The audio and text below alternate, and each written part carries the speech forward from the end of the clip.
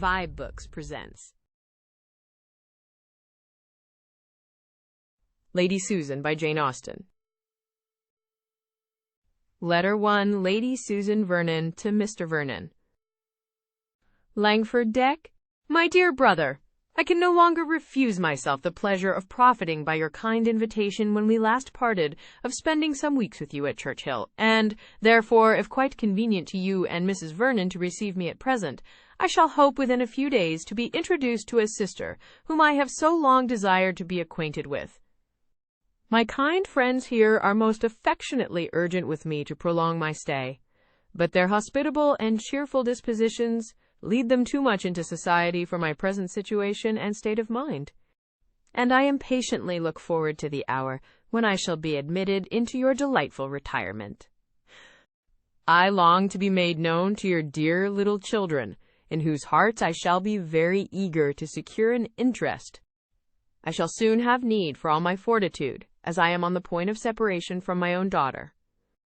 The long illness of her dear father prevented my paying her that attention which duty and affection equally dictated, and I have too much reason to fear that the governess to whose care I consigned her was unequal to the charge.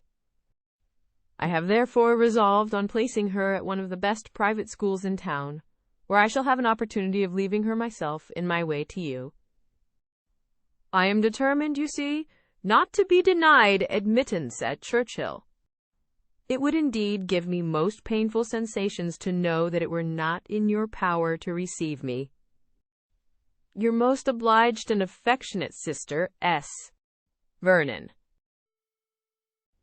Letter 2. Lady Susan Vernon to Mrs. Johnson. Langford. You were mistaken, my dear Alicia, in supposing me fixed at this place for the rest of the winter. It grieves me to say how greatly you were mistaken, for I have seldom spent 3 months more agreeably than those which have just flown away. At present, nothing goes smoothly. The females of the family are united against me.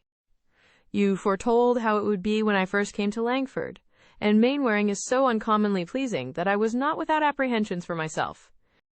I remember saying to myself, as I drove to the house, I like this man. Pray heaven no harm come of it.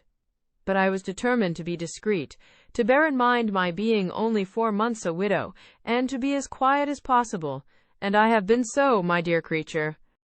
I have admitted no one's attentions but Mainwaring's. I have avoided all general flirtation whatever. I have distinguished no creature besides of all the numbers resorting hither, except Sir James Martin, on whom I bestowed a little notice, in order to detach him from Miss Mainwaring. But, if the world could know my motive there, they would honor me. I have been called an unkind mother, but it was the sacred impulse of maternal affection, it was the advantage of my daughter that led me on. And if that daughter were not the greatest simpleton on earth, I might have been rewarded for my exertions as I ought. Sir James did make proposals to me for Frederica, but Frederica, who was born to be the torment of my life, chose to set herself so violently against the match that I thought it better to lay aside the scheme for the present. I have more than once repented that I did not marry him myself, and were he but 1 degree less contemptibly weak, I certainly should, but I must own myself rather romantic in that respect, and that riches only will not satisfy me. The event of all this is very provoking. Sir James is gone, Maria highly incensed, and Mrs. Mainwaring insupportably jealous. So jealous, in short, and so enraged against me, that in the fury of her temper, I should not be surprised at her appealing to her guardian, if she had the liberty of addressing him. But there your husband stands, my friend. And the kindest, most amiable action of his life was his throwing her off forever on her marriage.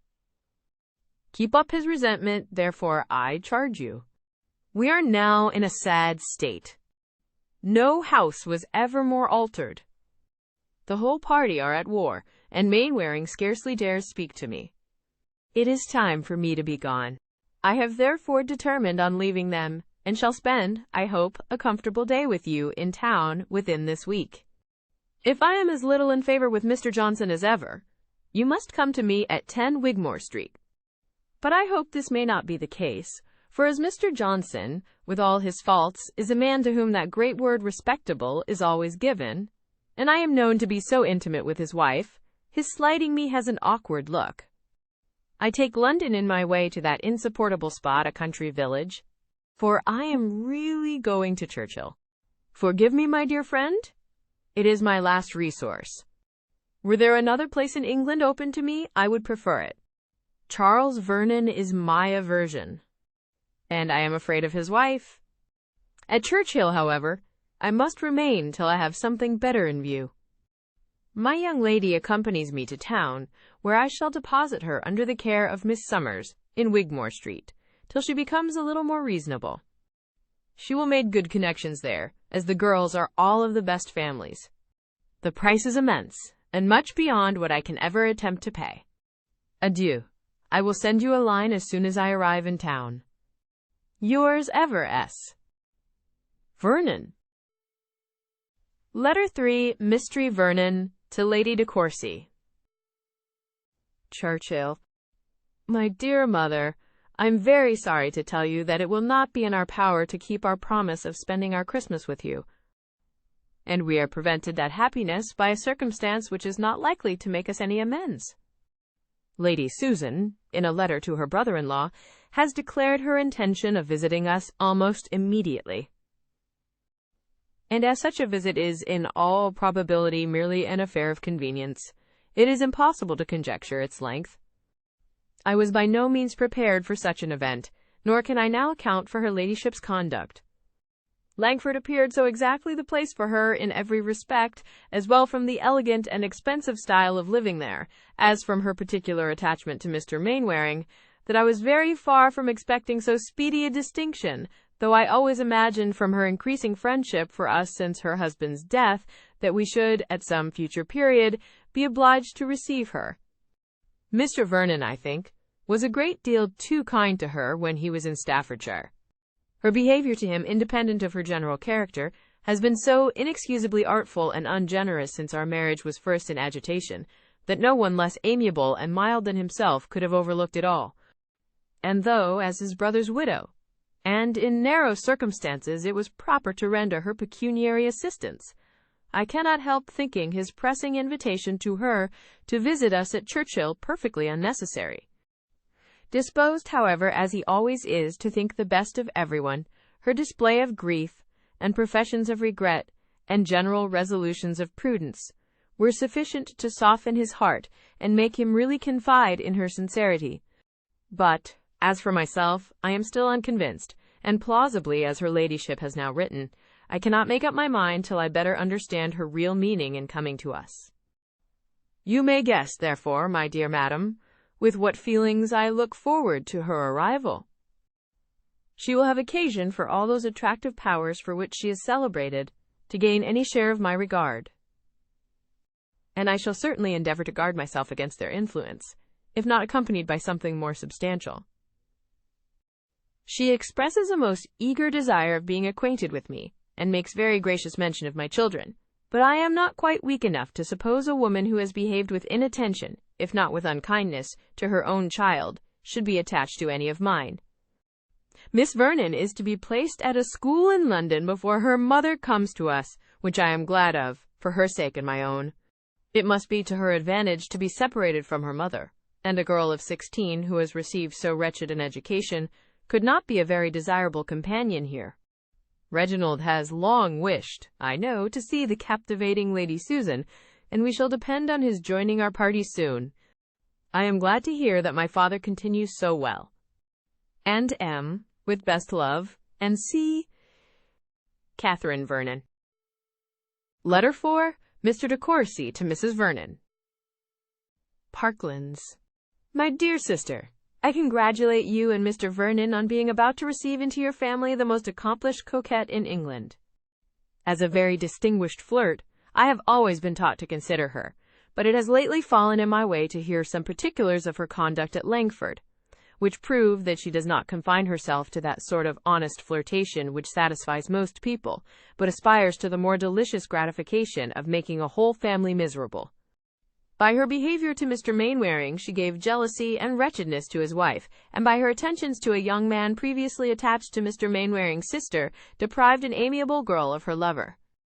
I learnt all this from Mr. Smith, now in this neighbourhood. I have dined with him at Hurst and Wilford, who is just come from Langford, where he was a fortnight with her ladyship, and who is therefore well qualified to make the communication. What a woman she must be! I long to see her, and shall certainly accept your kind invitation, that I may form some idea of those bewitching powers which can do so much, engaging at the same time and in the same house the affections of two men who were neither of them at liberty to bestow them, and all this without the charm of youth. I am glad to find Miss Vernon does not accompany her mother to Churchill, as she has not even manners to recommend her, and, according to Mr. Smith's account, is equally dull and proud. Where pride and stupidity unite, there can be no dissimulation worthy notice, and Miss Vernon shall be consigned to unrelenting contempt. But by all that I can gather, Lady Susan possesses a degree of captivating deceit, which it must be pleasing to witness and detect. I shall be with you very soon, and am ever your affectionate brother R. de Courcy. Letter 5. Lady Susan Vernon to Mrs. Johnson. Churchill. I received your note, my dear Alicia, just before I left town, and rejoiced to be assured that Mr. Johnson suspected nothing of your engagement the evening before. It is undoubtedly better to deceive him entirely, and since he will be stubborn, he must be tricked. I arrived here in safety, and have no reason to complain of my reception from Mr. Vernon.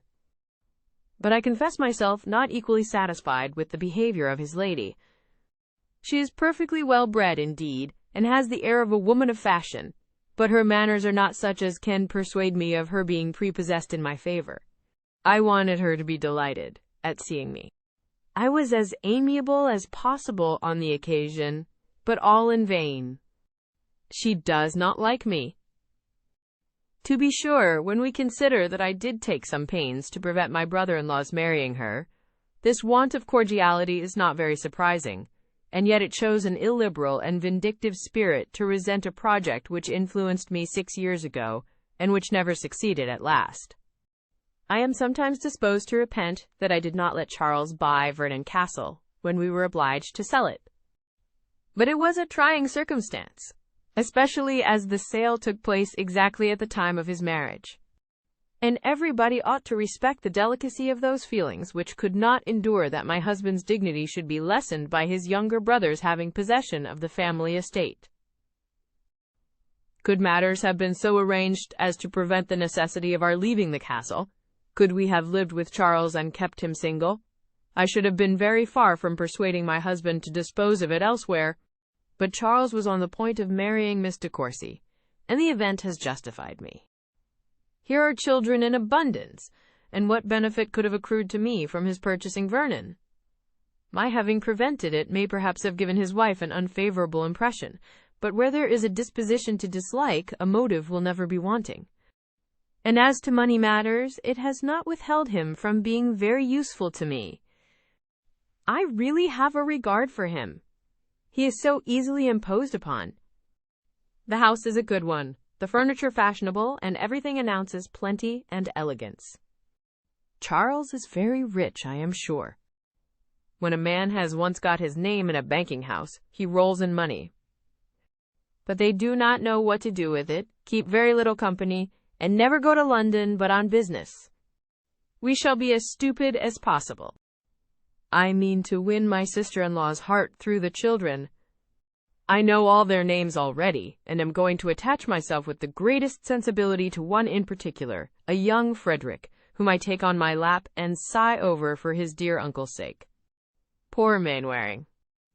I need not tell you how much I miss him, how perpetually he is in my thoughts. I found a dismal letter from him on my arrival here, full of complaints of his wife and sister, and lamentations on the cruelty of his fate. I passed off the letter as his wife's to the Vernons, and when I write to him it must be under cover to you. Ever yours, S. Vernon. Letter 6. Mistree Vernon to Mr. de Courcy. Churchill. Well, my dear Reginald, I have seen this dangerous creature, and must give you some description of her, though I hope you will soon be able to form your own judgment. She is really excessively pretty. However you may choose to question the allurements of a lady no longer young, I must, for my own part, declare that I have seldom seen so lovely a woman as Lady Susan. She is delicately fair, with fine grey eyes and dark eyelashes, and from her appearance one would not suppose her more than 25, though she must in fact be 10 years older. I was certainly not disposed to admire her, though always hearing she was beautiful. But I cannot help feeling that she possesses an uncommon union of symmetry, brilliancy, and grace. Her address to me was so gentle, frank, and even affectionate, that, if I had not known how much she has always disliked me for marrying Mr. Vernon, and that we had never met before, I should have imagined her an attached friend. One is apt, I believe, to connect assurance of manner with coquetry, and to expect that an impudent address will naturally attend an impudent mind. At least I was myself prepared for an improper degree of confidence in Lady Susan. But her countenance is absolutely sweet, and her voice and manner winningly mild. I am sorry it is so, for what is this but deceit? Unfortunately, one knows her too well. She is clever and agreeable, has all that knowledge of the world which makes conversation easy, and talks very well, with a happy command of language which is too often used, I believe, to make black appear white. She has already almost persuaded me of her being warmly attached to her daughter, though I have been so long convinced to the contrary. She speaks of her with so much tenderness and anxiety, lamenting so bitterly the neglect of her education, which she represents, however, as wholly unavoidable, that I am forced to recollect how many successive springs her ladyship spent in town, while her daughter was left in Staffordshire to the care of servants, or a governess very little better, to prevent my believing what she says.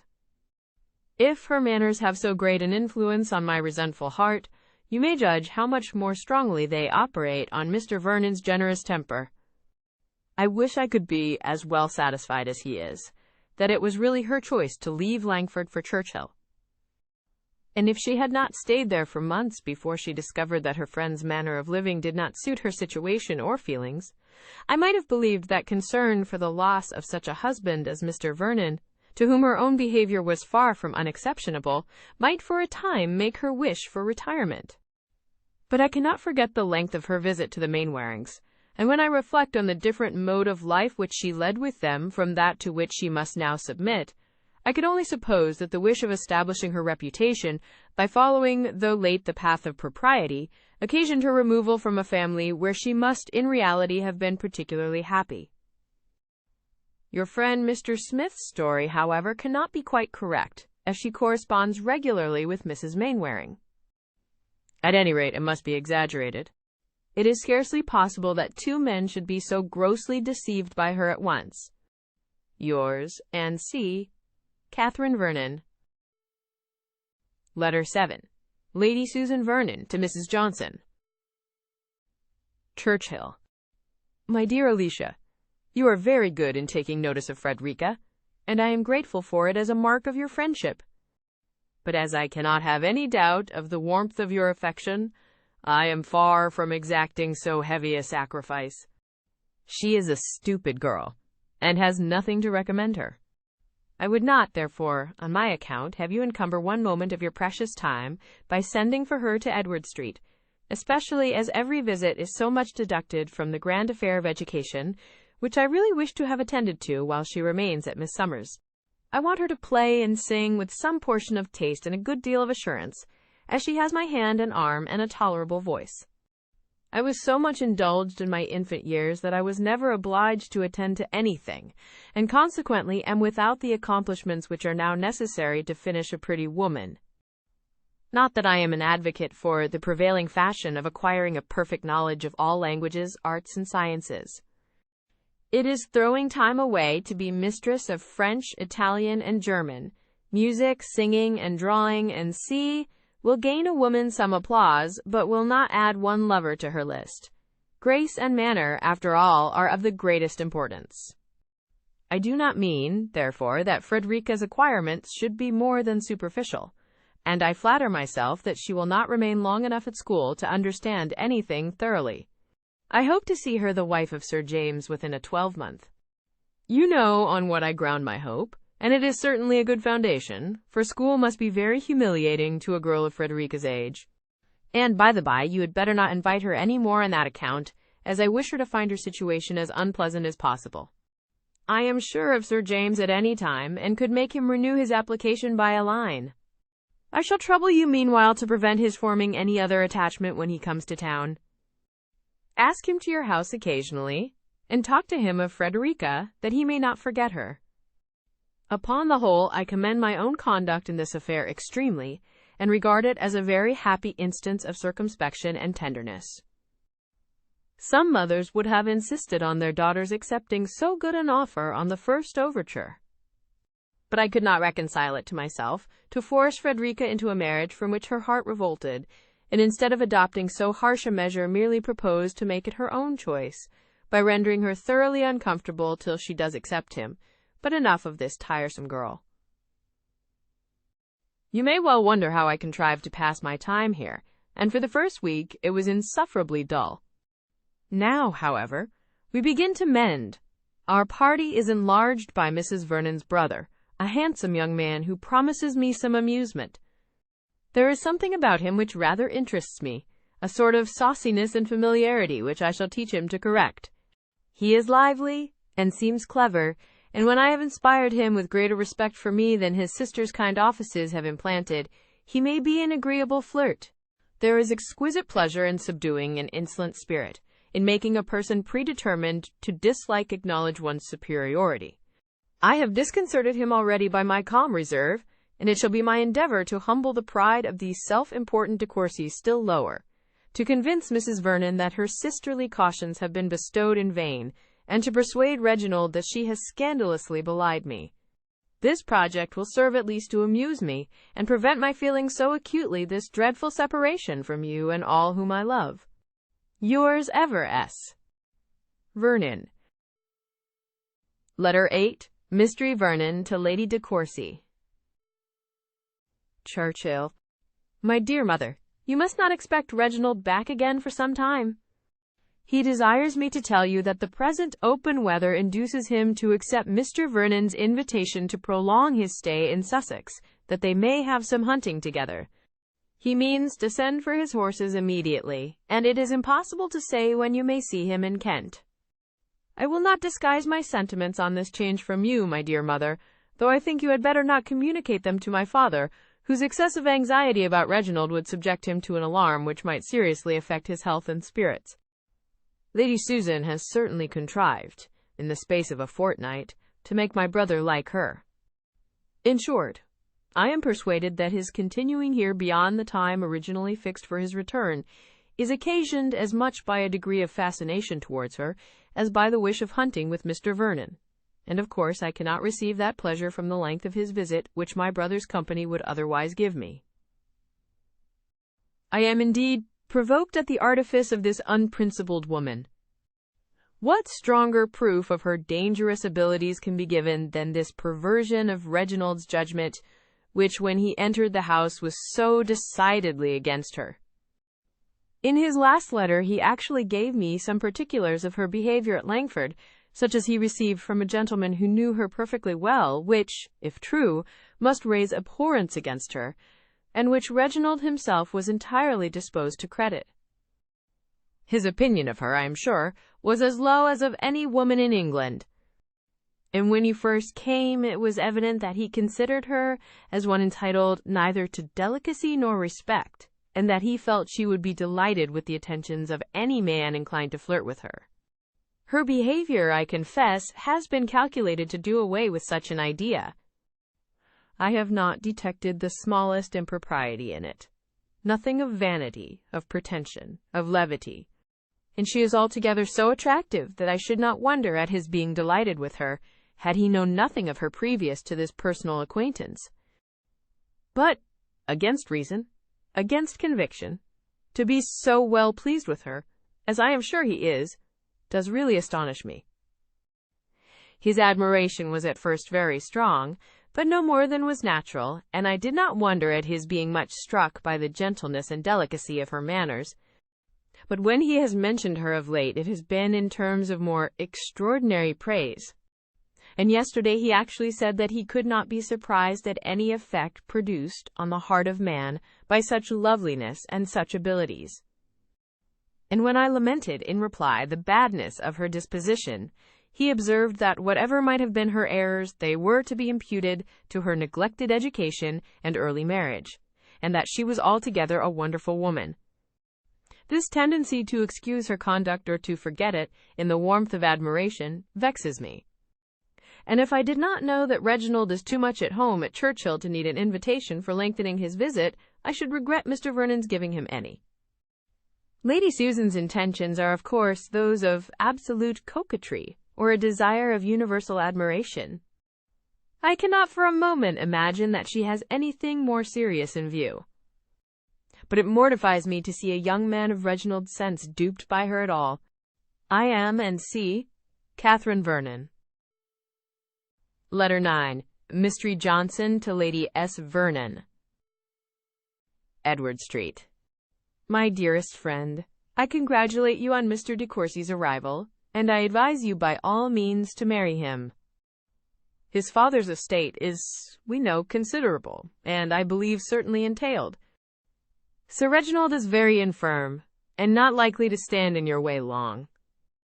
I hear the young man well spoken of, and though no one can really deserve you, my dearest Susan, Mr. de Courcy may be worth having. Mainwaring will storm, of course, but you easily pacify him. Besides, the most scrupulous point of honor could not require you to wait for his emancipation. I have seen Sir James. He came to town for a few days last week, and called several times in Edward Street. I talked to him about you and your daughter, and he is so far from having forgotten you that I am sure he would marry either of you with pleasure. I gave him hopes of Frederica's relenting, and told him a great deal of her improvements. I scolded him for making love to Maria Mainwaring. He protested that he had been only in joke, and we both laughed heartily at her disappointment. And, in short, were very agreeable. He is as silly as ever. Yours faithfully, Alicia. Letter 10. Lady Susan Vernon to Mrs. Johnson. Churchill. I am much obliged to you, my dear friend, for your advice respecting Mr. de Courcy, which I know was given with the full conviction of its expediency, though I am not quite determined on following it. I cannot easily resolve on anything so serious as marriage, especially as I am not at present in want of money, and might perhaps, till the old gentleman's death, be very little benefited by the match. It is true that I am vain enough to believe it within my reach. I have made him sensible of my power, and can now enjoy the pleasure of triumphing over a mind prepared to dislike me, and prejudiced against all my past actions. His sister, too, is, I hope, convinced how little the ungenerous representations of anyone to the disadvantage of another will avail when opposed by the immediate influence of intellect and manner. I see plainly that she is uneasy at my progress in the good opinion of her brother, and conclude that nothing will be wanting on her part to counteract me. But having once made him doubt the justice of her opinion of me, I think I may defy her. It has been delightful to me to watch his advances towards intimacy, especially to observe his altered manner in consequence of my repressing, by the cool dignity of my deportment, his insolent approach to direct familiarity. My conduct has been equally guarded from the first, and I never behaved less like a coquette in the whole course of my life, though perhaps my desire of dominion was never more decided. I have subdued him entirely by sentiment and serious conversation, and made him, I may venture to say, at least half in love with me, without the semblance of the most commonplace flirtation. Mrs. Vernon's consciousness of deserving every sort of revenge that it can be in my power to inflict for her ill offices could alone enable her to perceive that I am actuated by any design in behavior so gentle and unpretending. Let her think and act as she chooses, however. I have never yet found that the advice of a sister could prevent a young man's being in love if he chose. We are advancing now to some kind of confidence, and in short, are likely to be engaged in a sort of platonic friendship. On my side, you may be sure of its never being more, for if I were not attached to another person as much as I can be to anyone, I should make a point of not bestowing my affection on a man who had dared to think so meanly of me. Reginald has a good figure and is not unworthy the praise you have heard given him, but is still greatly inferior to our friend at Langford. He is less polished, less insinuating than Mainwaring, and is comparatively deficient in the power of saying those delightful things which put one in good humour with oneself and all the world. He is quite agreeable enough, however, to afford me amusement, and to make many of those hours pass very pleasantly, which would otherwise be spent in endeavouring to overcome my sister-in-law's reserve, and listening to the insipid talk of her husband. Your account of Sir James is most satisfactory, and I mean to give Miss Frederica a hint of my intentions very soon. Yours, N.C.S. Vernon. Letter 11. Mistree Vernon to Lady de Courcy. Churchill. I really grow quite uneasy, my dearest mother, about Reginald, from witnessing the very rapid increase of Lady Susan's influence. They are now on terms of the most particular friendship, frequently engaged in long conversations together, and she has contrived by the most artful coquetry to subdue his judgment to her own purposes. It is impossible to see the intimacy between them so very soon established without some alarm, though I can hardly suppose that Lady Susan's plans extend to marriage. I wish you could get Reginald home again on any plausible pretence. He is not at all disposed to leave us, and I have given him as many hints of my father's precarious state of health as common decency will allow me to do in my own house. Her power over him must now be boundless, as she has entirely effaced all his former ill opinion, and persuaded him not merely to forget, but to justify her conduct. Mr. Smith's account of her proceedings at Langford, where he accused her of having made Mr. Mainwaring and a young man engaged to Miss Mainwaring distractedly in love with her, which Reginald firmly believed when he came here, is now, he is persuaded, only a scandalous invention. He has told me so with a warmth of manner which spoke his regret at having believed the contrary himself. How sincerely do I grieve that she ever entered this house! I always looked forward to her coming with uneasiness, but very far was it from originating in anxiety for Reginald. I expected a most disagreeable companion for myself, but could not imagine that my brother would be in the smallest danger of being captivated by a woman with whose principles he was so well acquainted, and whose character he so heartily despised. If you can get him away, it will be a good thing. Yours, N.C. Catherine Vernon. Letter 12. Sir Reginald de Courcy to his son. Parklands. I know that young men in general do not admit of any inquiry, even from their nearest relations, into affairs of the heart, but I hope, my dear Reginald, that you will be superior to such as allow nothing for a father's anxiety, and think themselves privileged to refuse him their confidence and slight his advice. You must be sensible that as an only son and the representative of an ancient family, your conduct in life is most interesting to your connections. And in the very important concern of marriage especially, there is everything at stake, your own happiness, that of your parents, and the credit of your name. I do not suppose that you would deliberately form an absolute engagement of that nature without acquainting your mother and myself, or at least, without being convinced that we should approve of your choice. But I cannot help fearing that you may be drawn in, by the lady who has lately attached you, to a marriage which the whole of your family, far and near, must highly reprobate. Lady Susan's age is itself a material objection, but her want of character is one so much more serious, that the difference of even 12 years becomes in comparison of small amount. Were you not blinded by a sort of fascination, it would be ridiculous in me to repeat the instances of great misconduct on her side so very generally known. Her neglect of her husband, her encouragement of other men, her extravagance and dissipation, were so gross and notorious that no one could be ignorant of them at the time, nor can now have forgotten them. To our family she has always been represented in softened colors by the benevolence of Mr. Charles Vernon, and yet, in spite of his generous endeavors to excuse her, we know that she did, from the most selfish motives, take all possible pains to prevent his marriage with Catherine. My years and increasing infirmities make me very desirous of seeing you settled in the world. To the fortune of a wife, the goodness of my own will make me indifferent, but her family and character must be equally unexceptionable. When your choice is fixed, so that no objection can be made to it, then I can promise you a ready and cheerful consent. But it is my duty to oppose a match which deep art only could render possible, and must in the end make wretched. It is possible her behavior may arise only from vanity, or the wish of gaining the admiration of a man whom she must imagine to be particularly prejudiced against her. But it is more likely that she should aim at something further. She is poor, and may naturally seek an alliance which must be advantageous to herself. You know your own rights, and that it is out of my power to prevent your inheriting the family estate. My ability of distressing you during my life would be a species of revenge to which I could hardly stoop under any circumstances. I honestly tell you my sentiments and intentions. I do not wish to work on your fears, but on your sense and affection. It would destroy every comfort of my life to know that you were married to Lady Susan Vernon. It would be the death of that honest pride with which I have hitherto considered my son. I should blush to see him, to hear of him, to think of him.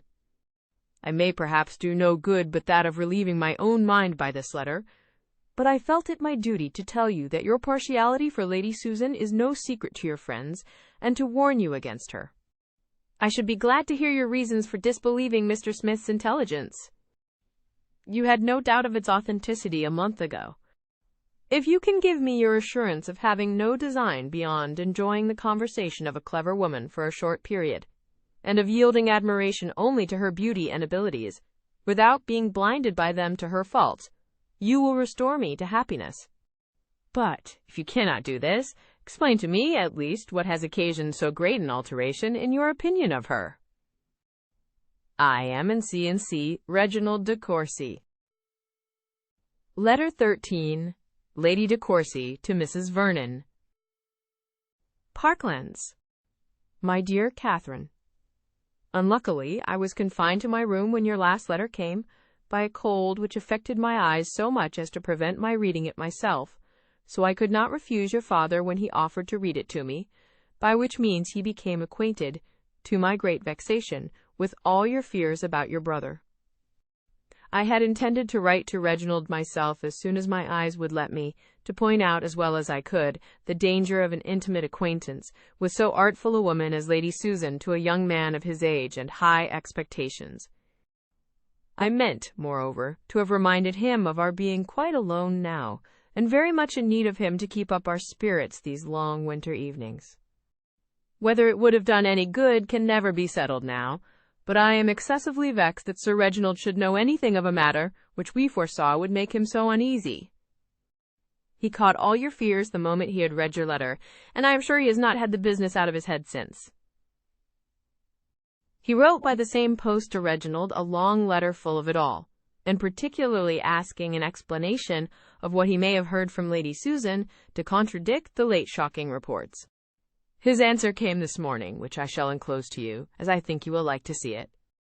I wish it was more satisfactory, but it seems written with such a determination to think well of Lady Susan, that his assurances as to marriage, &c., do not set my heart at ease.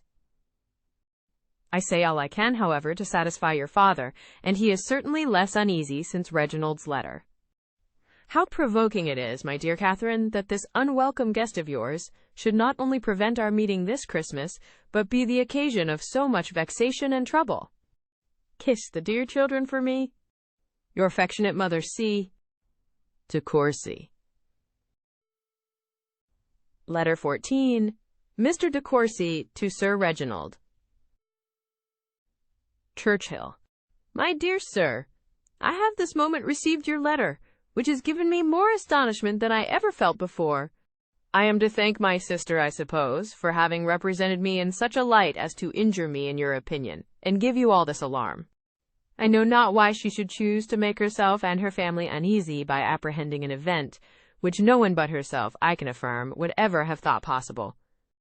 To impute such a design to Lady Susan would be taking from her every claim to that excellent understanding which her bitterest enemies have never denied her. And equally low must sink my pretensions to common sense, if I am suspected of matrimonial views in my behavior to her.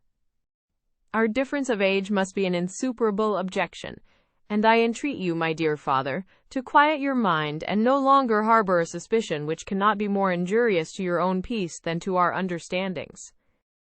I can have no other view in remaining with Lady Susan than to enjoy for a short time, as you have yourself expressed it, the conversation of a woman of high intellectual powers. If Mrs. Vernon would allow something to my affection for herself and her husband in the length of my visit, she would do more justice to us all. But my sister is unhappily prejudiced beyond the hope of conviction against Lady Susan. From an attachment to her husband, which in itself does honor to both, she cannot forgive the endeavors at preventing their union, which have been attributed to selfishness in Lady Susan. But in this case, as well as in many others, the world has most grossly injured that lady, by supposing the worst where the motives of her conduct have been doubtful. Lady Susan had heard something so materially to the disadvantage of my sister as to persuade her that the happiness of Mr. Vernon, to whom she was always much attached, would be wholly destroyed by the marriage. And this circumstance, while it explains the true motives of Lady Susan's conduct, and removes all the blame which has been so lavished on her, may also convince us how little the general report of anyone ought to be credited, since no character, however upright, can escape the malevolence of slander. If my sister, in the security of retirement, with as little opportunity as inclination to do evil, could not avoid censure, we must not rashly condemn those who, living in the world and surrounded with temptations, should be accused of errors which they are known to have the power of committing. I blame myself severely for having so easily believed the slanderous tales invented by Charles Smith to the prejudice of Lady Susan, as I am now convinced how greatly they have traduced her. As to Mrs. Mainwaring's jealousy, it was totally his own invention, and his account of her attaching Miss Mainwaring's lover was scarcely better founded.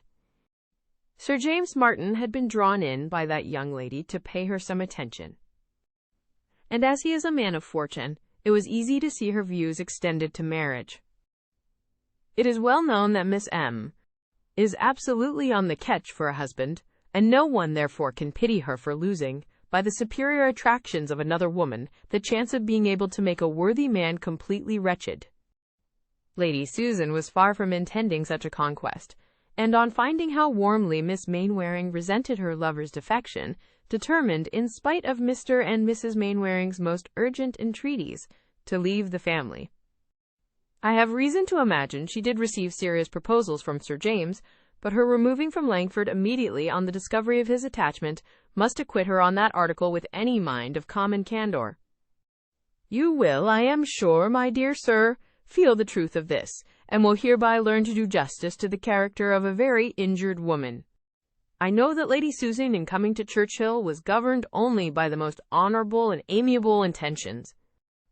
Her prudence and economy are exemplary, her regard for Mr. Vernon equal even to his deserts, and her wish of obtaining my sister's good opinion merits a better return than it has received. As a mother, she is unexceptionable. Her solid affection for her child is shown by placing her in hands where her education will be properly attended to. But because she has not the blind and weak partiality of most mothers, she is accused of wanting maternal tenderness. Every person of sense, however, will know how to value and commend her well-directed affection, and will join me in wishing that Frederica Vernon may prove more worthy than she has yet done of her mother's tender care. I have now, my dear father, written my real sentiments of Lady Susan. You will know from this letter how highly I admire her abilities, and esteem her character. But if you are not equally convinced by my full and solemn assurance that your fears have been most idly created, you will deeply mortify and distress me. I am, and C.R. To Courcy. Letter 15. Mistree Vernon, to Lady de Courcy. Churchill. My dear mother, I return you Reginald's letter, and rejoice with all my heart that my father is made easy by it. Tell him so, with my congratulations. But, between ourselves, I must own it has only convinced me of my brother's having no present intention of marrying Lady Susan, not that he is in no danger of doing so 3 months hence. He gives a very plausible account of her behaviour at Langford. I wish it may be true, but his intelligence must come from herself, and I am less disposed to believe it than to lament the degree of intimacy subsisting between them, implied by the discussion of such a subject. I am sorry to have incurred his displeasure, but can expect nothing better while he is so very eager in Lady Susan's justification. He is very severe against me indeed, and yet I hope I have not been hasty in my judgment of her. Poor woman! Though I have reasons enough for my dislike, I cannot help pitying her at present, as she is in real distress, and with too much cause. She had this morning a letter from the lady with whom she has placed her daughter, to request that Miss Vernon might be immediately removed, as she had been detected in an attempt to run away. Why, or whither she intended to go, does not appear. But, as her situation seems to have been unexceptionable, it is a sad thing, and of course highly distressing to Lady Susan. Frederica must be as much as 16, and ought to know better. But from what her mother insinuates, I am afraid she is a perverse girl. She has been sadly neglected, however, and her mother ought to remember it. Mr. Vernon set off for London as soon as she had determined what should be done. He is, if possible, to prevail on Miss Summers to let Frederica continue with her, and if he cannot succeed, to bring her to Churchill for the present, till some other situation can be found for her. Her ladyship is comforting herself meanwhile by strolling along the shrubbery with Reginald, calling forth all his tender feelings, I suppose, on this distressing occasion. She has been talking a great deal about it to me. She talks vastly well. I am afraid of being ungenerous, or, I should say, too well to feel so very deeply. But I will not look for her faults. She may be Reginald's wife. Heaven forbid it! But why should I be quicker-sighted than anyone else? Mr. Vernon declares that he never saw deeper distress than hers on the receipt of the letter, and is his judgment inferior to mine. She was very unwilling that Frederica should be allowed to come to Churchill, and justly enough, as it seems a sort of reward to behavior deserving very differently. But it was impossible to take her anywhere else, and she is not to remain here long. It will be absolutely necessary, said she, as you, my dear sister, must be sensible, to treat my daughter with some severity while she is here. A most painful necessity, but I will endeavor to submit to it. I am afraid I have often been too indulgent, but my poor Frederica's temper could never bear opposition well. You must support and encourage me. You must urge the necessity of reproof if you see me too lenient. All this sounds very reasonable. Reginald is so incensed against the poor silly girl. Surely it is not to Lady Susan's credit that he should be so bitter against her daughter. His idea of her must be drawn from the mother's description. Well, whatever may be his fate, we have the comfort of knowing that we have done our utmost to save him. We must commit the event to a higher power. Yours ever, and C. Catherine Vernon. Letter 16. Lady Susan to Mrs. Johnson. Churchill. Never, my dearest Alicia, was I so provoked in my life as by a letter this morning from Miss Summers. That horrid girl of mine has been trying to run away. I had not a notion of her being such a little devil before. She seemed to have all the Vernon milkiness. But on receiving the letter in which I declared my intention about Sir James, she actually attempted to elope. At least, I cannot otherwise account for her doing it. She meant, I suppose, to go to the Clarks in Staffordshire, for she has no other acquaintances. But she shall be punished, she shall have him. I have sent Charles to town to make matters up, if he can, for I do not by any means want her here. If Miss Summers will not keep her, you must find me out another school, unless we can get her married immediately. Miss S. writes word that she could not get the young lady to assign any cause for her extraordinary conduct, which confirms me in my own previous explanation of it. Frederica is too shy, I think, and too much in awe of me to tell tales, but if the mildness of her uncle should get anything out of her, I am not afraid. I trust I shall be able to make my story as good as hers. If I am vain of anything, it is of my eloquence. Consideration and esteem as surely follow command of language as admiration waits on beauty, and here I have opportunity enough for the exercise of my talent, as the chief of my time is spent in conversation. Reginald is never easy unless we are by ourselves, and when the weather is tolerable, we pace the shrubbery for hours together. I like him on the whole very well. He is clever and has a good deal to say, but he is sometimes impertinent and troublesome. There is a sort of ridiculous delicacy about him, which requires the fullest explanation of whatever he may have heard to my disadvantage, and is never satisfied till he thinks he has ascertained the beginning and end of everything. This is one sort of love, but I confess it does not particularly recommend itself to me. I infinitely prefer the tender and liberal spirit of Mainwaring, which, impressed with the deepest conviction of my merit, is satisfied that whatever I do must be right, and look with a degree of contempt on the inquisitive and doubtful fancies of that heart which seems always debating on the reasonableness of its emotions. Mainwaring is indeed, beyond all compare, superior to Reginald, superior in everything but the power of being with me. Poor fellow! He is much distracted by jealousy, which I am not sorry for, as I know no better support of love.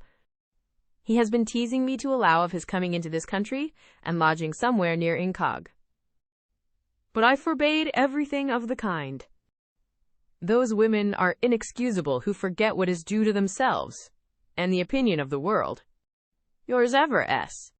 Vernon. Letter 17, Mistree Vernon, to Lady de Courcy. Churchill. My dear mother, Mr. Vernon returned on Thursday night, bringing his niece with him. Lady Susan had received a line from him by that day's post, informing her that Miss Summers had absolutely refused to allow of Miss Vernon's continuance in her academy. We were therefore prepared for her arrival, and expected them impatiently the whole evening. They came while we were at tea, and I never saw any creature look so frightened as Frederica when she entered the room. Lady Susan, who had been shedding tears before, and showing great agitation at the idea of the meeting, received her with perfect self-command, and without betraying the least tenderness of spirit. She hardly spoke to her, and on Frederica's bursting into tears as soon as we were seated, took her out of the room, and did not return for some time. And she did, her eyes looked very red, and she was as much agitated as before.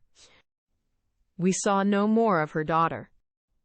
Poor Reginald was beyond measure concerned to see his fair friend in such distress, and watched her with so much tender solicitude, that I, who occasionally caught her observing his countenance with exultation, was quite out of patience. This pathetic representation lasted the whole evening, and so ostentatious and artful a display has entirely convinced me that she did in fact feel nothing. I am more angry with her than ever since I have seen her daughter. The poor girl looks so unhappy that my heart aches for her. Lady Susan is surely too severe, for Frederica does not seem to have the sort of temper to make severity necessary. She looks perfectly timid, dejected, and penitent. She is very pretty, though not so handsome as her mother, nor at all like her. Her complexion is delicate, but neither so fair nor so blooming as Lady Susan's, and she has quite the Vernon cast of countenance, the oval face and mild dark eyes, and there is peculiar sweetness in her look, when she speaks either to her uncle or me, for as we behave kindly to her, we have of course engaged her gratitude. Her mother has insinuated that her temper is intractable, but I never saw a face less indicative of any evil disposition than hers. And from what I can see of the behavior of each to the other, the invariable severity of Lady Susan and the silent dejection of Frederica, I am led to believe, as heretofore, that the former has no real love for her daughter, and has never done her justice or treated her affectionately. I have not been able to have any conversation with my niece. She is shy, and I think I can see that some pains are taken to prevent her being much with me. Nothing satisfactory transpires as to her reason for running away. Her kind-hearted uncle, you may be sure, was too fearful of distressing her to ask many questions as they travelled. I wish it had been possible for me to fetch her, instead of him. I think I should have discovered the truth in the course of a 30-mile journey. The small pianoforte has been removed within these few days, at Lady Susan's request, into her dressing-room, and Frederica spends great part of the day there, practising as it is called. But I seldom hear any noise when I pass that way. What she does with herself there I do not know. There are plenty of books, but it is not every girl who has been running wild the first 15 years of her life that can or will read. Poor creature. The prospect from her window is not very instructive, for that room overlooks the lawn, with the shrubbery on one side, where she may see her mother walking for an hour together in earnest conversation with Reginald. A girl of Frederica's age must be childish indeed if such things do not strike her. Is it not inexcusable to give such an example to a daughter? Yet Reginald still thinks Lady Susan the best of mothers, and still condemns Frederica as a worthless girl. He is convinced that her attempt to run away proceeded from no justifiable cause, and had no provocation. I am sure I cannot say that it had, but while Miss Summers declares that Miss Vernon showed no signs of obstinacy or perverseness during her whole stay in Wigmore Street, till she was detected in this scheme, I cannot so readily credit what Lady Susan has made him, and wants to make me believe that it was merely an impatience of restraint and a desire of escaping from the tuition of masters, which brought on the plan of an elopement. Oh, Reginald, how is your judgment enslaved? He scarcely dares even allow her to be handsome, and when I speak of her beauty, replies only that her eyes have no brilliancy. Sometimes he is sure she is deficient in understanding, and at others that her temper only is in fault. In short, when a person is always to deceive, it is impossible to be consistent. Lady Susan finds it necessary that Frederica should be to blame, and probably has sometimes judged it expedient to accuse her of ill nature, and sometimes to lament her want of sense. Reginald is only repeating after her ladyship, I remain, N.C. Catherine Vernon. Letter 18. From the same to the same. Churchill. My dear Mother, I am very glad to find that my description of Frederica Vernon has interested you, for I do believe her truly deserving of your regard. And when I have communicated a notion which has recently struck me, your kind impressions in her favor will, I am sure, be heightened. I cannot help fancying that she is growing partial to my brother. I so very often see her eyes fixed on his face, with a remarkable expression of pensive admiration. He is certainly very handsome. And yet more, there is an openness in his manner that must be highly prepossessing, and I am sure she feels it so. Thoughtful and pensive in general, her countenance always brightens into a smile when Reginald says anything amusing. And, let the subject be ever so serious that he may be conversing on, I am much mistaken if a syllable of his uttering escapes her. I want to make him sensible of all this, for we know the power of gratitude on such a heart as his. And could Frederica's artless affection detach him from her mother, we might bless the day which brought her to Churchill. I think, my dear mother, you would not disapprove of her as a daughter. She is extremely young, to be sure, has had a wretched education, and a dreadful example of levity in her mother. But yet I can pronounce her disposition to be excellent, and her natural abilities very good. Though totally without accomplishments, she is by no means so ignorant as one might expect to find her, being fond of books and spending the chief of her time in reading. Her mother leaves her more to herself than she did, and I have her with me as much as possible, and have taken great pains to overcome her timidity. We are very good friends, and though she never opens her lips before her mother, she talks enough when alone with me to make it clear that, if properly treated by Lady Susan, she would always appear to much greater advantage. There cannot be a more gentle, affectionate heart, or more obliging manners, when acting without restraint, and her little cousins are all very fond of her. Your affectionate daughter, C. Vernon. Letter 19. Lady Susan to Mrs. Johnson. Churchill. You will be eager, I know, to hear something further of Frederica, and perhaps may think me negligent for not writing before. She arrived with her uncle last Thursday fortnight, when, of course, I lost no time in demanding the cause of her behavior, and soon found myself to have been perfectly right in attributing it to my own letter. The prospect of it frightened her so thoroughly that with a mixture of true girlish perverseness and folly, she resolved on getting out of the house and proceeding directly by the stage to her friends the Clarks, and had really got as far as the length of 2 streets in her journey, when she was fortunately missed, pursued, and overtaken. Such was the first distinguished exploit of Miss Frederica Vernon. And if we consider that it was achieved at the tender age of 16, we shall have room for the most flattering prognostics of her future renown. I am excessively provoked, however, at the parade of propriety which prevented Miss Summers from keeping the girl. And it seems so extraordinary a piece of nicety, considering my daughter's family connections, that I can only suppose the lady to be governed by the fear of never getting her money. Be that as it may, however, Frederica is returned on my hands, and, having nothing else to employ her, is busy in pursuing the plan of romance begun at Langford. She is actually falling in love with Reginald de Courcy. To disobey her mother by refusing an unexceptionable offer is not enough. Her affections must also be given without her mother's approbation. I never saw a girl of her age bid fairer to be the sport of mankind. Her feelings are tolerably acute, and she is so charmingly artless in their display as to afford the most reasonable hope of her being ridiculous and despised by every man who sees her. Artlessness will never do in love matters. And that girl is born a simpleton, who has it either by nature or affectation. I am not yet certain that Reginald sees what she is about, nor is it of much consequence. She is now an object of indifference to him, and she would be one of contempt were he to understand her emotions. Her beauty is much admired by the Vernons, but it has no effect on him. She is in high favor with her aunt altogether, because she is so little like myself, of course.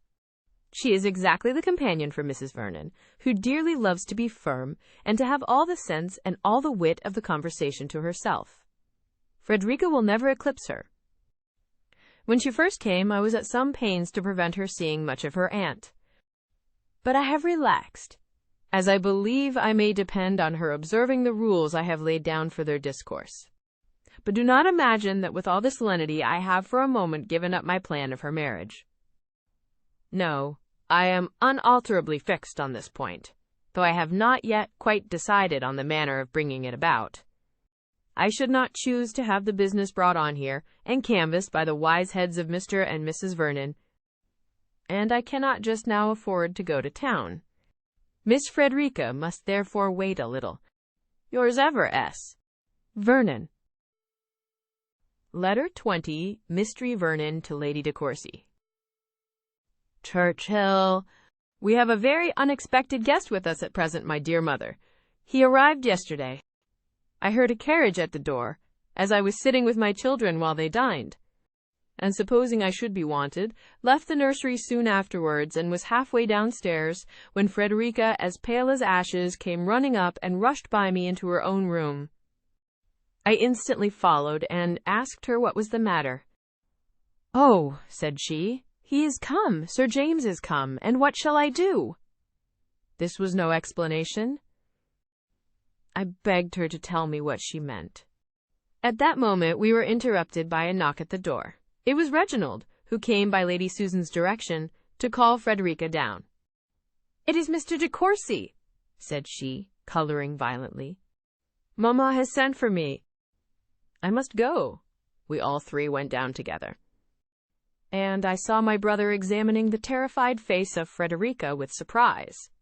In the breakfast-room we found Lady Susan, and a young man of gentlemanlike appearance, whom she introduced by the name of Sir James Martin, the very person, as you may remember, whom it was said she had been at pains to detach from Miss Mainwaring.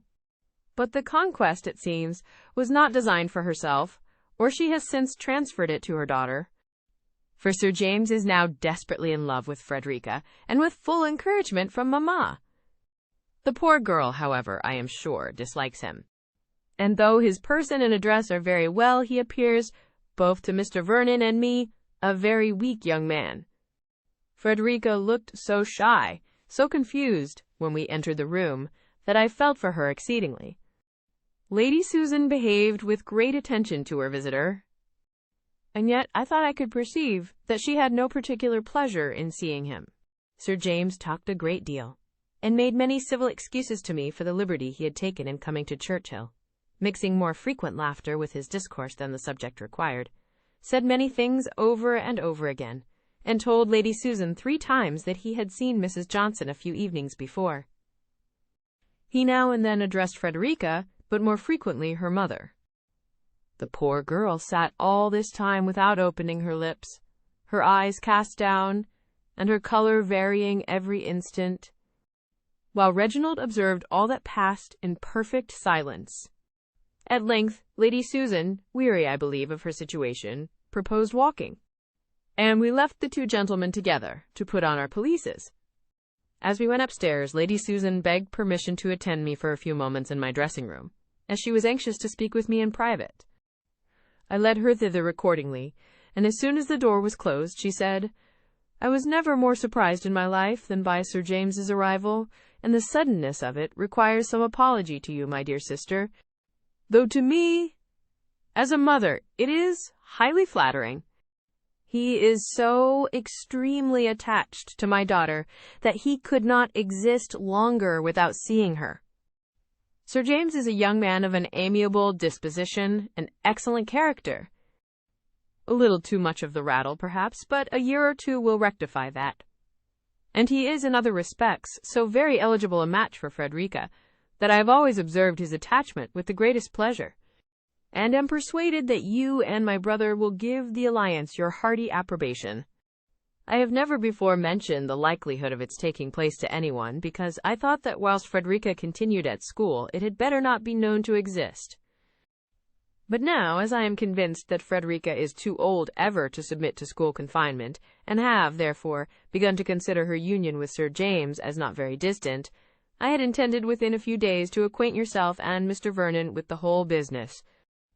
I am sure, my dear sister, you will excuse my remaining silent so long, and agree with me that such circumstances, while they continue from any cause in suspense, cannot be too cautiously concealed. When you have the happiness of bestowing your sweet little Catherine, some years hence, on a man who in connection and character is alike unexceptionable, you will know what I feel now. Though, thank heaven, you cannot have all my reasons for rejoicing in such an event. Catherine will be amply provided for, and not, like my Frederica, indebted to a fortunate establishment for the comforts of life. She concluded by demanding my congratulations. I gave them somewhat awkwardly, I believe, for, in fact, the sudden disclosure of so important a matter took from me the power of speaking with any clearness.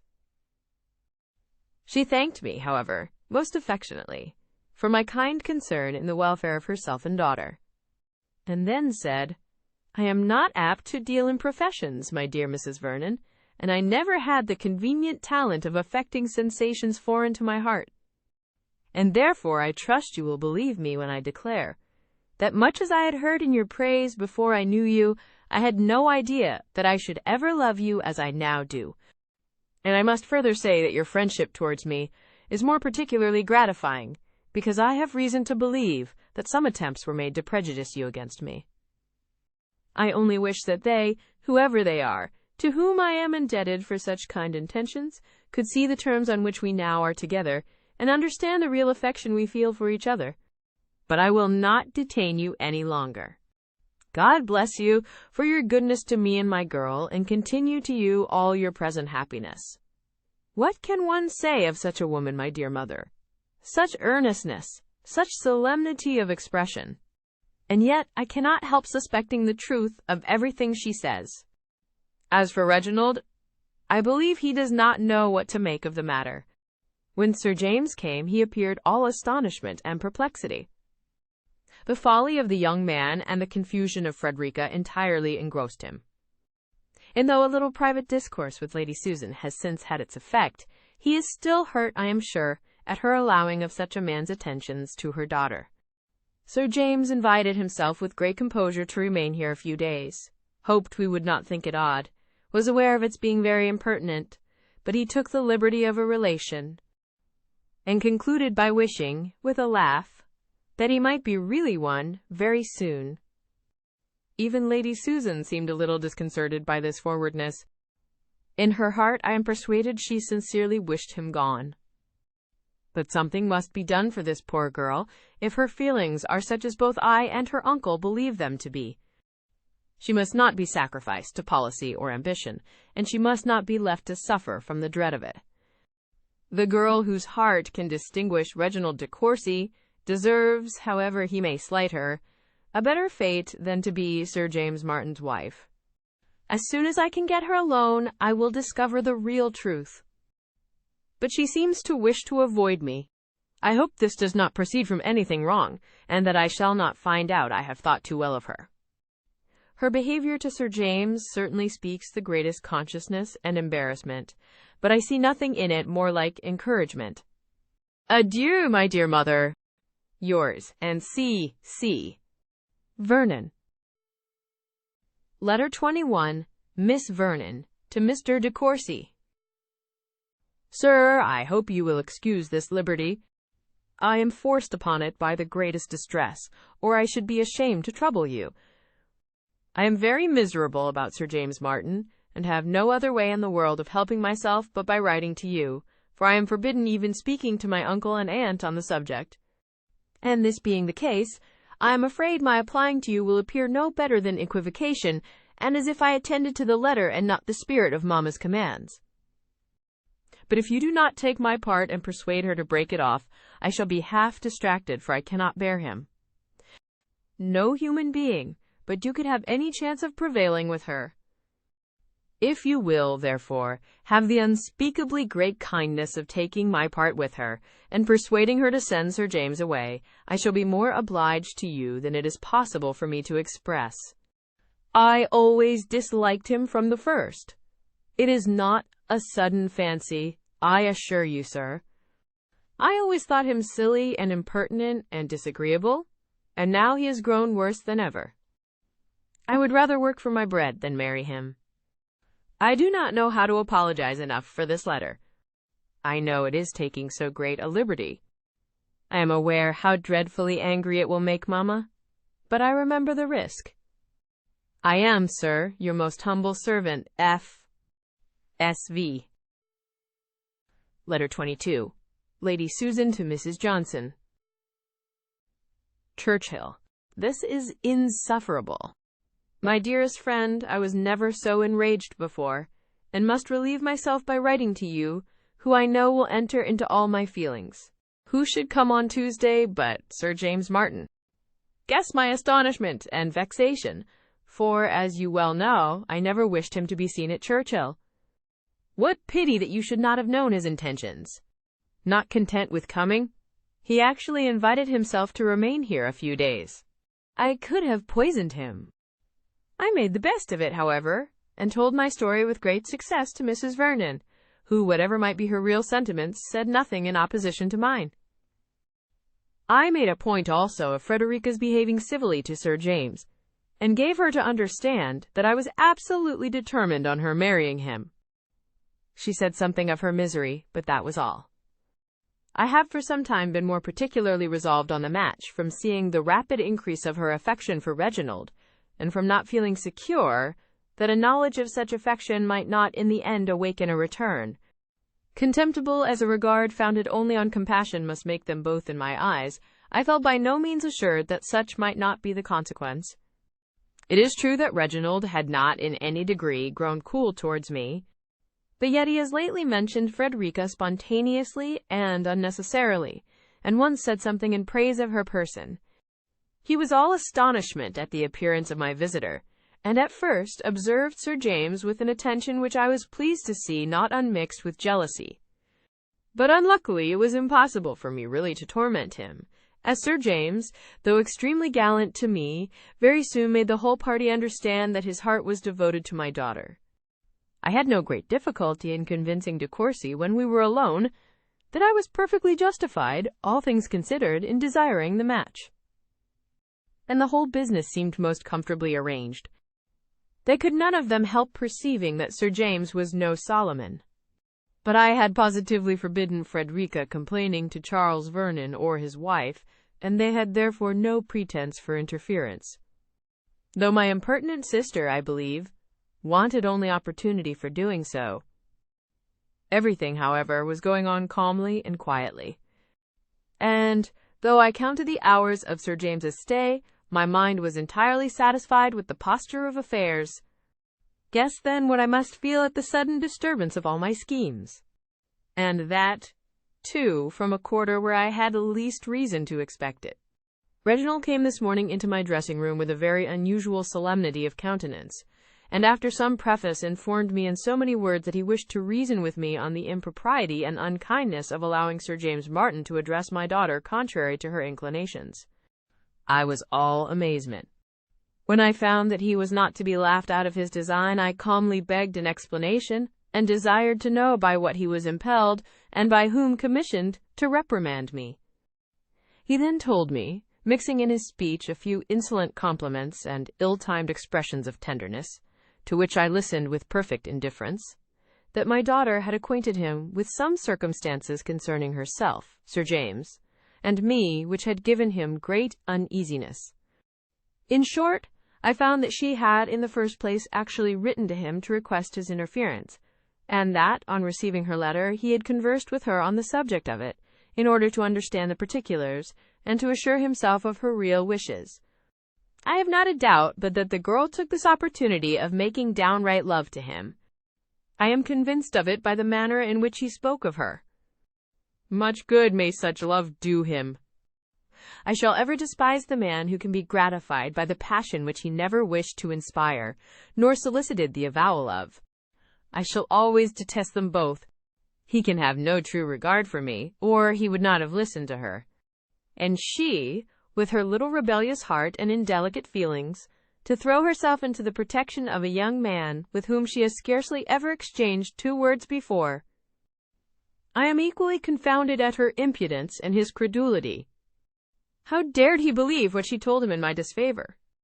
Ought he not to have felt assured that I must have unanswerable motives for all that I had done?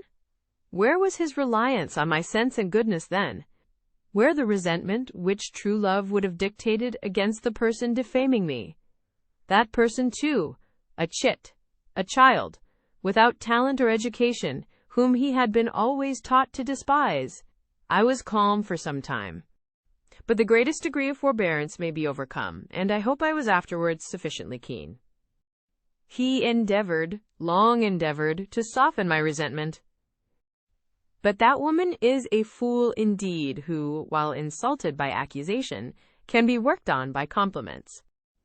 At length he left me, as deeply provoked as myself, and he showed his anger more. I was quite cool, but he gave way to the most violent indignation. I may therefore expect it will the sooner subside, and perhaps his may be vanished forever, while mine will be found still fresh and implacable. He is now shut up in his apartment, whither I heard him go on leaving mine.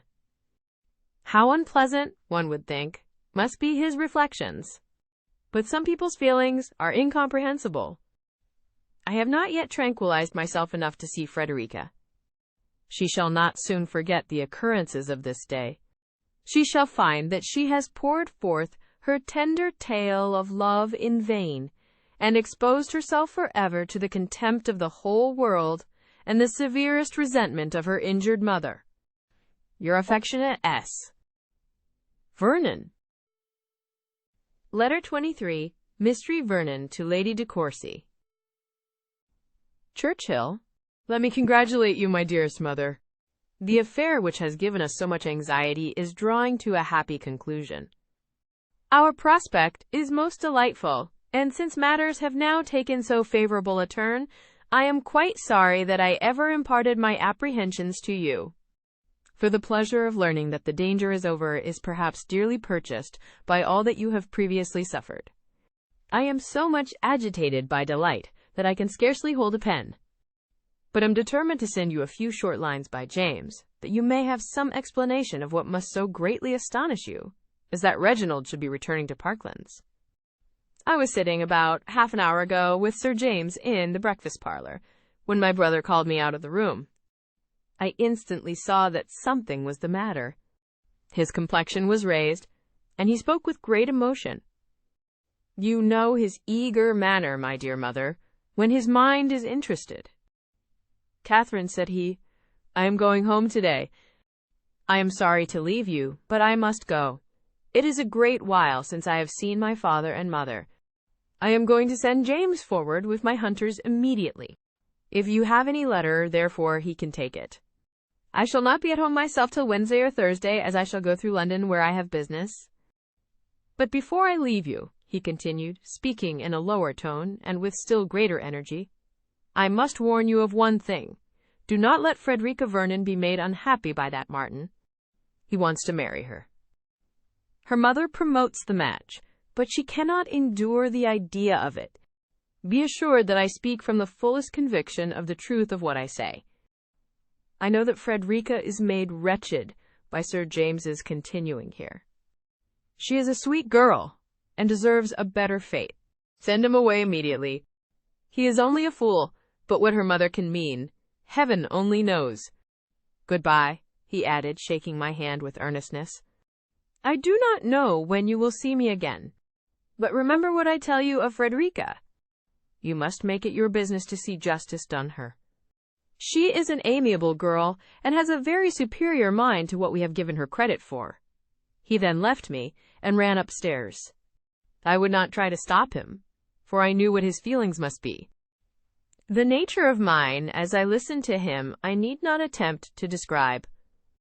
For a minute or two I remained in the same spot, overpowered by wonder of a most agreeable sort indeed. Yet it required some consideration to be tranquilly happy. In about 10 minutes after my return to the parlor, Lady Susan entered the room. I concluded, of course, that she and Reginald had been quarreling, and looked with anxious curiosity for a confirmation of my belief in her face. Mistress of deceit, however, she appeared perfectly unconcerned, and after chatting on indifferent subjects for a short time, said to me, "I find from Wilson that we are going to lose Mr. de Courcy. Is it true that he leaves Churchill this morning?" I replied that it was. "He told us nothing of all this last night," said she, laughing, "or even this morning at breakfast.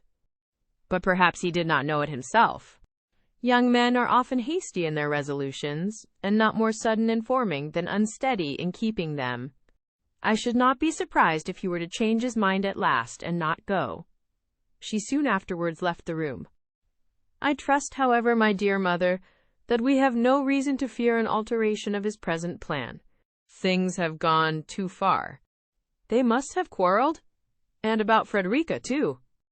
Her calmness astonishes me. What delight will be yours in seeing him again? In seeing him still worthy your esteem, still capable of forming your happiness. When I next write, I shall be able to tell you that Sir James is gone, Lady Susan vanquished, and Frederica at peace. We have much to do, but it shall be done.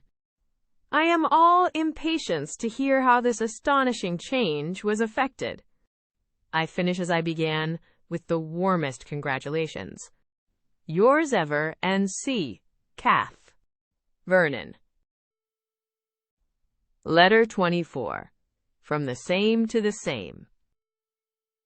Churchill. Little did I imagine, my dear mother, when I sent off my last letter, that the delightful perturbation of spirits I was then in would undergo so speedy, so melancholy a reverse. I never can sufficiently regret that I wrote to you at all. Yet who could have foreseen what has happened? My dear mother, every hope which made me so happy only 2 hours ago has vanished. The quarrel between Lady Susan and Reginald is made up, and we are all as we were before. One point only is gained. So James Martin is dismissed. What are we now to look forward to? I am indeed disappointed. Reginald was all but gone, his horse was ordered, and all but brought to the door. Who would not have felt safe? For half an hour I was in momentary expectation of his departure. After I had sent off my letter to you, I went to Mr. Vernon, and sat with him in his room talking over the whole matter, and then determined to look for Frederica, whom I had not seen since breakfast. I met her on the stairs, and saw that she was crying. "My dear aunt," said she, "he is going, Mr. de Courcy is going, and it is all my fault. I'm afraid you will be very angry with me, but indeed I had no idea it would end so." "My love," I replied, "do not think it necessary to apologize to me on that account. I shall feel myself under an obligation to anyone who is the means of sending my brother home. Because, recollecting myself, I know my father wants very much to see him. But what is it you have done to occasion all this?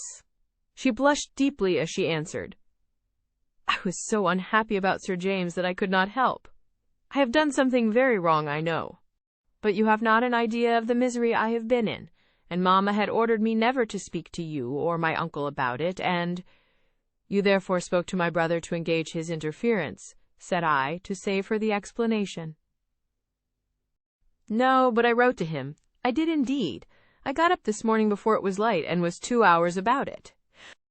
And when my letter was done, I thought I never should have courage to give it.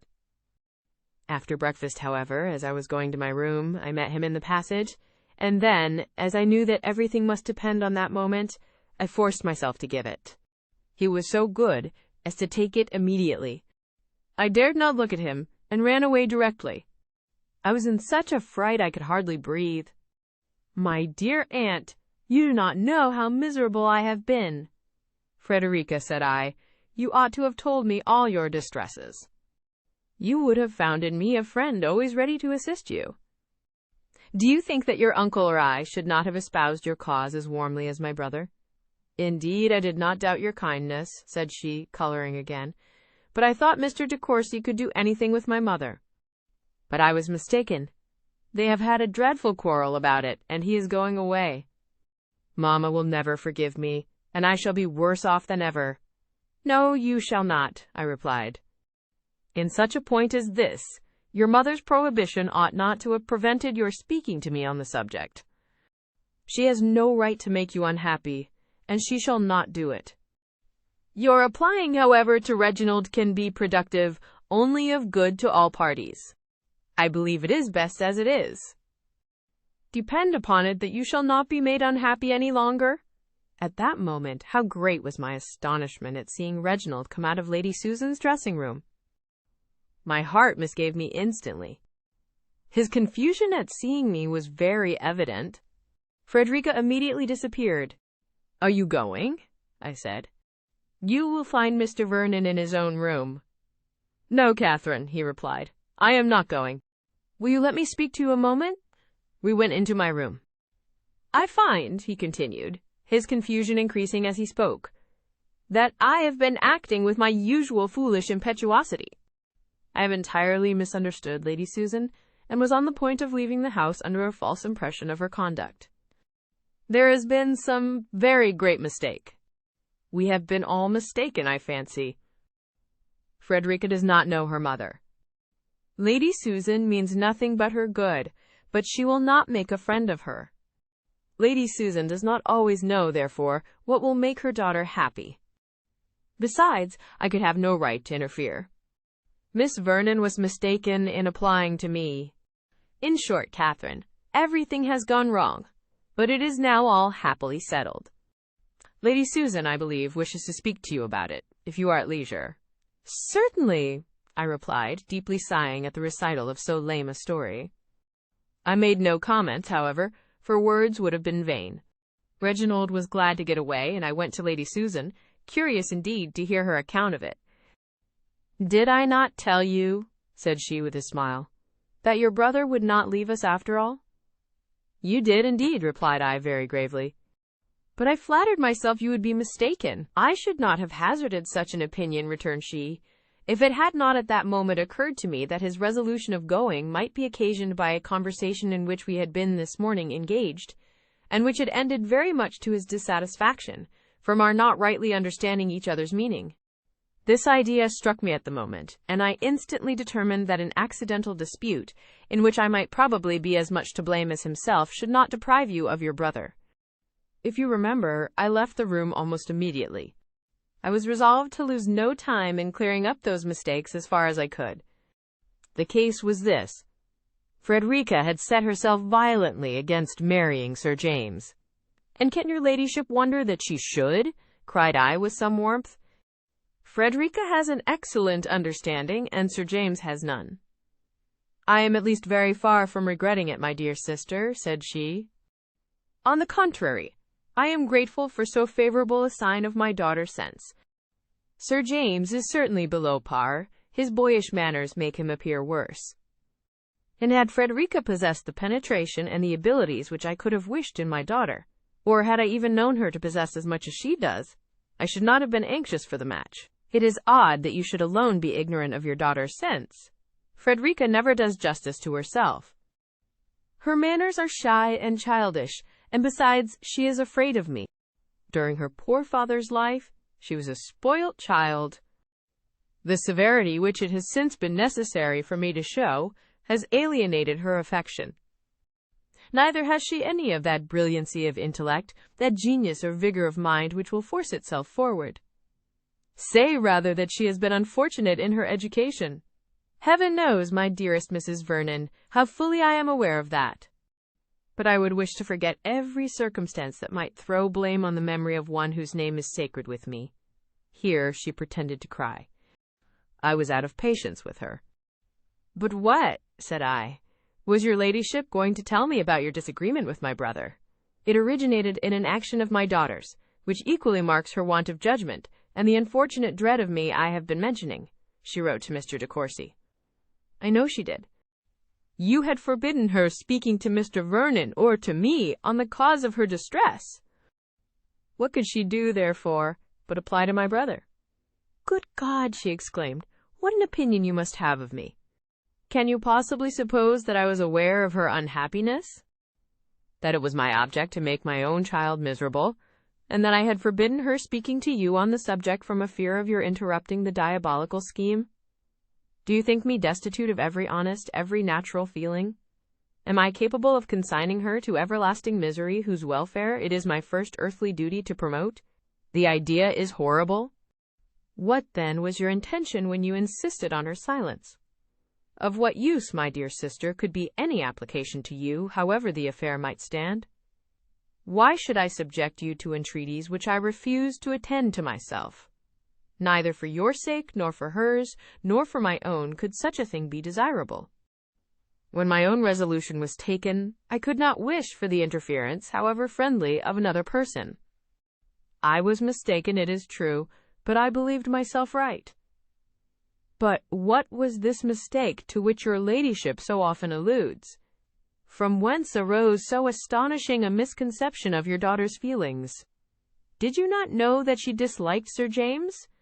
I knew that he was not absolutely the man she would have chosen, but I was persuaded that her objections to him did not arise from any perception of his deficiency.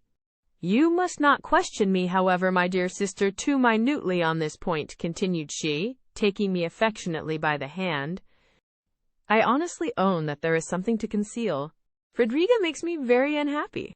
Her applying to Mr. de Courcy hurt me particularly. What is it you mean to infer, said I, by this appearance of mystery, if you think your daughter at all attached to Reginald? Her objecting to Sir James could not less deserve to be attended to, than if the cause of her objecting had been a consciousness of his folly. And why should your ladyship, at any rate, quarrel with my brother for an interference which, you must know, it is not in his nature to refuse when urged in such a manner? His disposition, you know, is warm, and he came to expostulate with me. His compassion all alive for this ill-used girl, this heroine in distress. We misunderstood each other.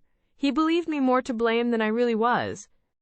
I considered his interference less excusable than I now find it. I have a real regard for him, and was beyond expression mortified to find it, as I thought, so ill bestowed. We were both warm, and of course both to blame. His resolution of leaving Churchill is consistent with his general eagerness. When I understood his intention, however, and at the same time began to think that we had been perhaps equally mistaken in each other's meaning, I resolved to have an explanation before it was too late. For any member of your family I must always feel a degree of affection, and I own it would have sensibly hurt me if my acquaintance with Mr. de Courcy had ended so gloomily. I have now only to say further, that as I am convinced of Frederica's having a reasonable dislike to Sir James, I shall instantly inform him that he must give up all hope of her. I reproach myself for having, even though innocently, made her unhappy on that score. She shall have all the retribution in my power to make. If she value her own happiness as much as I do, if she judge wisely, and command herself as she ought, she may now be easy. Excuse me, my dearest sister, for thus trespassing on your time, but I owe it to my own character. And after this explanation, I trust I am in no danger of sinking in your opinion. I could have said, not much, indeed, but I left her almost in silence. It was the greatest stretch of forbearance I could practice. I could not have stopped myself had I begun. Her assurance, her deceit, but I will not allow myself to dwell on them. They will strike you sufficiently. My heart sickens within me. As soon as I was tolerably composed, I returned to the parlor. Sir James's carriage was at the door, and he, merry as usual, soon afterwards took his leave. How easily does her ladyship encourage or dismiss a lover! In spite of this release, Frederica still looks unhappy, still fearful perhaps of her mother's anger. And though dreading my brother's departure, jealous, it may be, of his staying. I see how closely she observes him and Lady Susan. Poor girl, I have now no hope for her. There is not a chance of her affection being returned. He thinks very differently of her from what he used to do. He does her some justice, but his reconciliation with her mother precludes every dearer hope. Prepare, my dear mother, for the worst. The probability of their marrying is surely heightened. He is more securely hers than ever. When that wretched event takes place, Frederica must belong wholly to us. I am thankful that my last letter will precede this by so little, as every moment that you can be saved from feeling a joy which leads only to disappointment is of consequence. Yours ever, and C. Catherine Vernon. Letter 25. Lady Susan to Mrs. Johnson. Churchill. I call on you, dear Alicia, for congratulations. I am my own self, gay and triumphant. When I wrote to you the other day, I was, in truth, in high irritation, and with ample cause.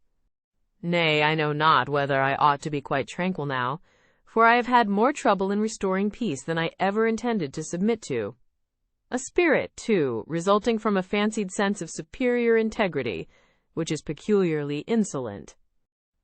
I shall not easily forgive him, I assure you. He was actually on the point of leaving Churchill. I had scarcely concluded my last when Wilson brought me word of it. I found, therefore, that something must be done, for I did not choose to leave my character at the mercy of a man whose passions are so violent and so revengeful. It would have been trifling with my reputation to allow of his departing with such an impression in my disfavor. In this light, condescension was necessary. I sent Wilson to say that I desired to speak with him before he went. He came immediately. The angry emotions which had marked every feature when we last parted were partially subdued.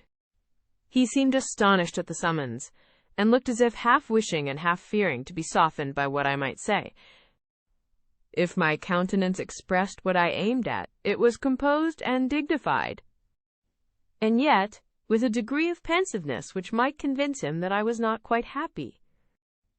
"I beg your pardon, sir, for the liberty I have taken in sending for you," said I.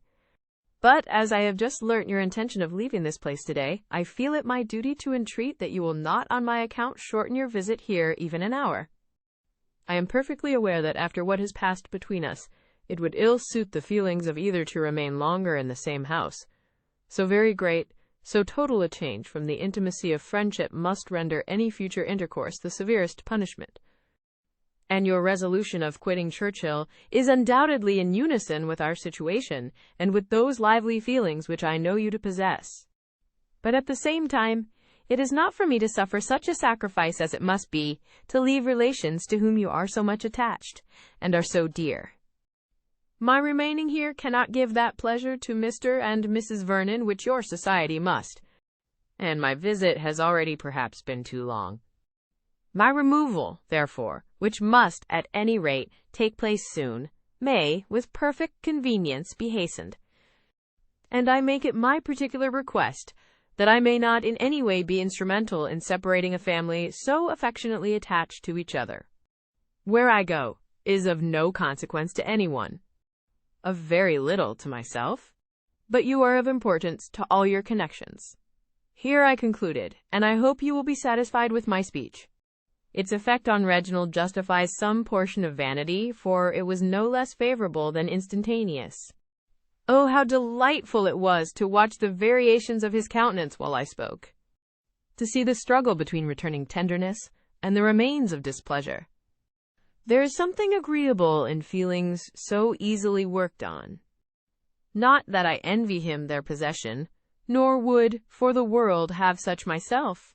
But they are very convenient when one wishes to influence the passions of another. And yet this Reginald, whom a very few words from me softened at once into the utmost submission, and rendered more tractable, more attached, more devoted than ever, would have left me in the first angry swelling of his proud heart, without deigning to seek an explanation. Humbled as he now is, I cannot forgive him such an instance of pride, and am doubtful whether I ought not to punish him by dismissing him at once after this reconciliation, or by marrying and teasing him forever. But these measures are each too violent to be adopted without some deliberation. At present my thoughts are fluctuating between various schemes. I have many things to compass. I must punish Frederica, and pretty severely too, for her application to Reginald. I must punish him for receiving it so favorably, and for the rest of his conduct. I must torment my sister-in-law for the insolent triumph of her look and manner since Sir James has been dismissed. For, in reconciling Reginald to me, I was not able to save that ill-fated young man. And I must make myself amends for the humiliation to which I have stooped within these few days. To effect all this, I have various plans. I have also an idea of being soon in town, and whatever may be my determination as to the rest, I shall probably put that project in execution. For London will be always the fairest field of action, however my views may be directed. And at any rate I shall there be rewarded by your society, and a little dissipation for a 10 weeks' penance at Churchill. I believe I owe it to my character to complete the match between my daughter and Sir James after having so long intended it. Let me know your opinion on this point. Flexibility of mind, a disposition easily biased by others, is an attribute which you know I am not very desirous of obtaining. Nor has Frederica any claim to the indulgence of her notions at the expense of her mother's inclinations. Her idle love for Reginald, too. It is surely my duty to discourage such romantic nonsense. All things considered, therefore, it seems incumbent on me to take her to town and marry her immediately to Sir James. When my own will is effected contrary to his, I shall have some credit in being on good terms with Reginald, which at present, in fact, I have not. For though he is still in my power, I have given up the very article by which our quarrel was produced, and at best the honor of victory is doubtful. Send me your opinion on all these matters, my dear Alicia, and let me know whether you can get lodgings to suit me within a short distance of you. Your most attached S. Vernon. Letter 26. Mistree Johnson to Lady Susan. Edward Street. I am gratified by your reference, and this is my advice, that you come to town yourself, without loss of time, but that you leave Frederica behind.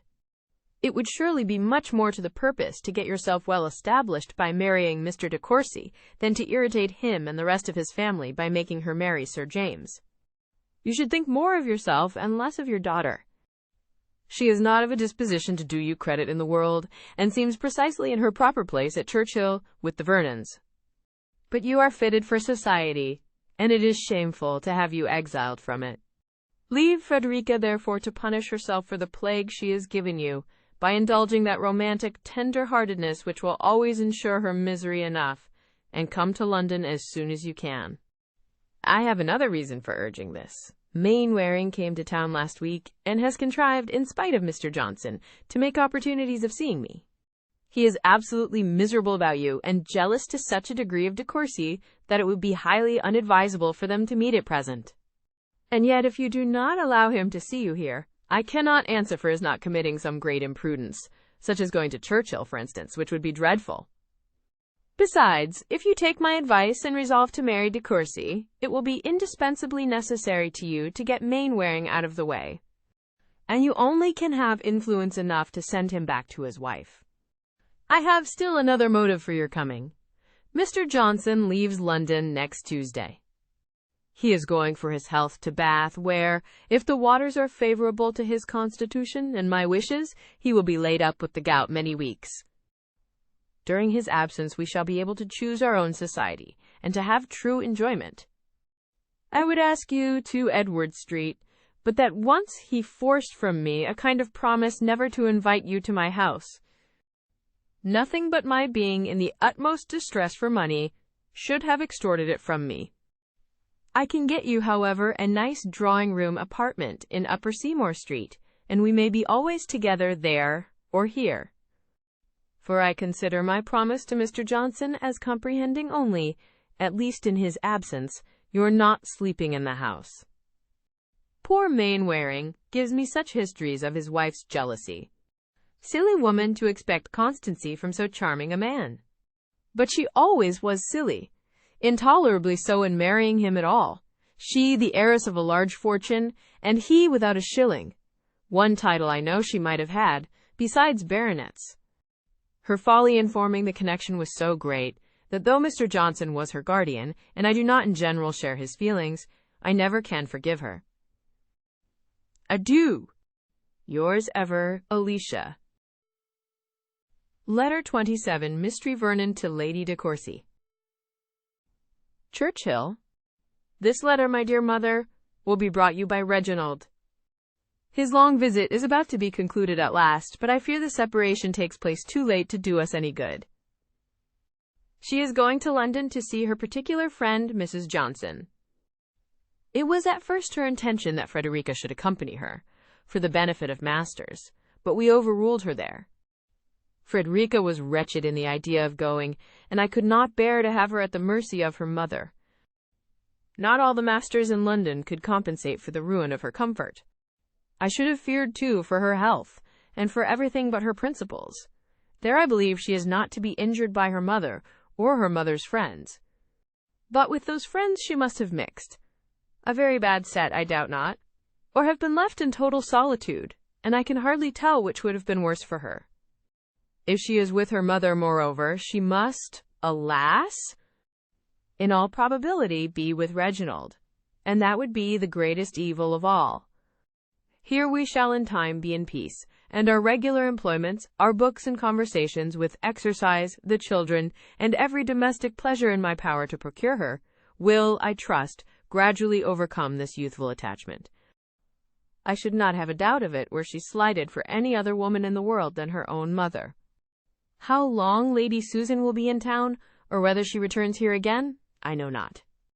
I could not be cordial in my invitation, but if she chooses to come, no want of cordiality on my part will keep her away. I could not help asking Reginald if he intended being in London this winter, as soon as I found her ladyship's steps would be bent thither.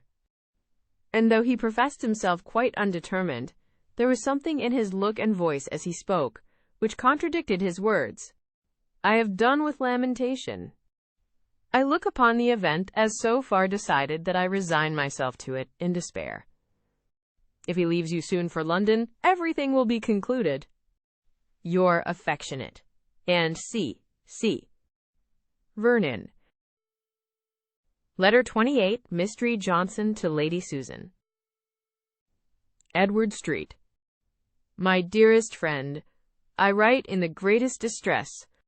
The most unfortunate event has just taken place. Mr. Johnson has hit on the most effectual manner of plaguing us all.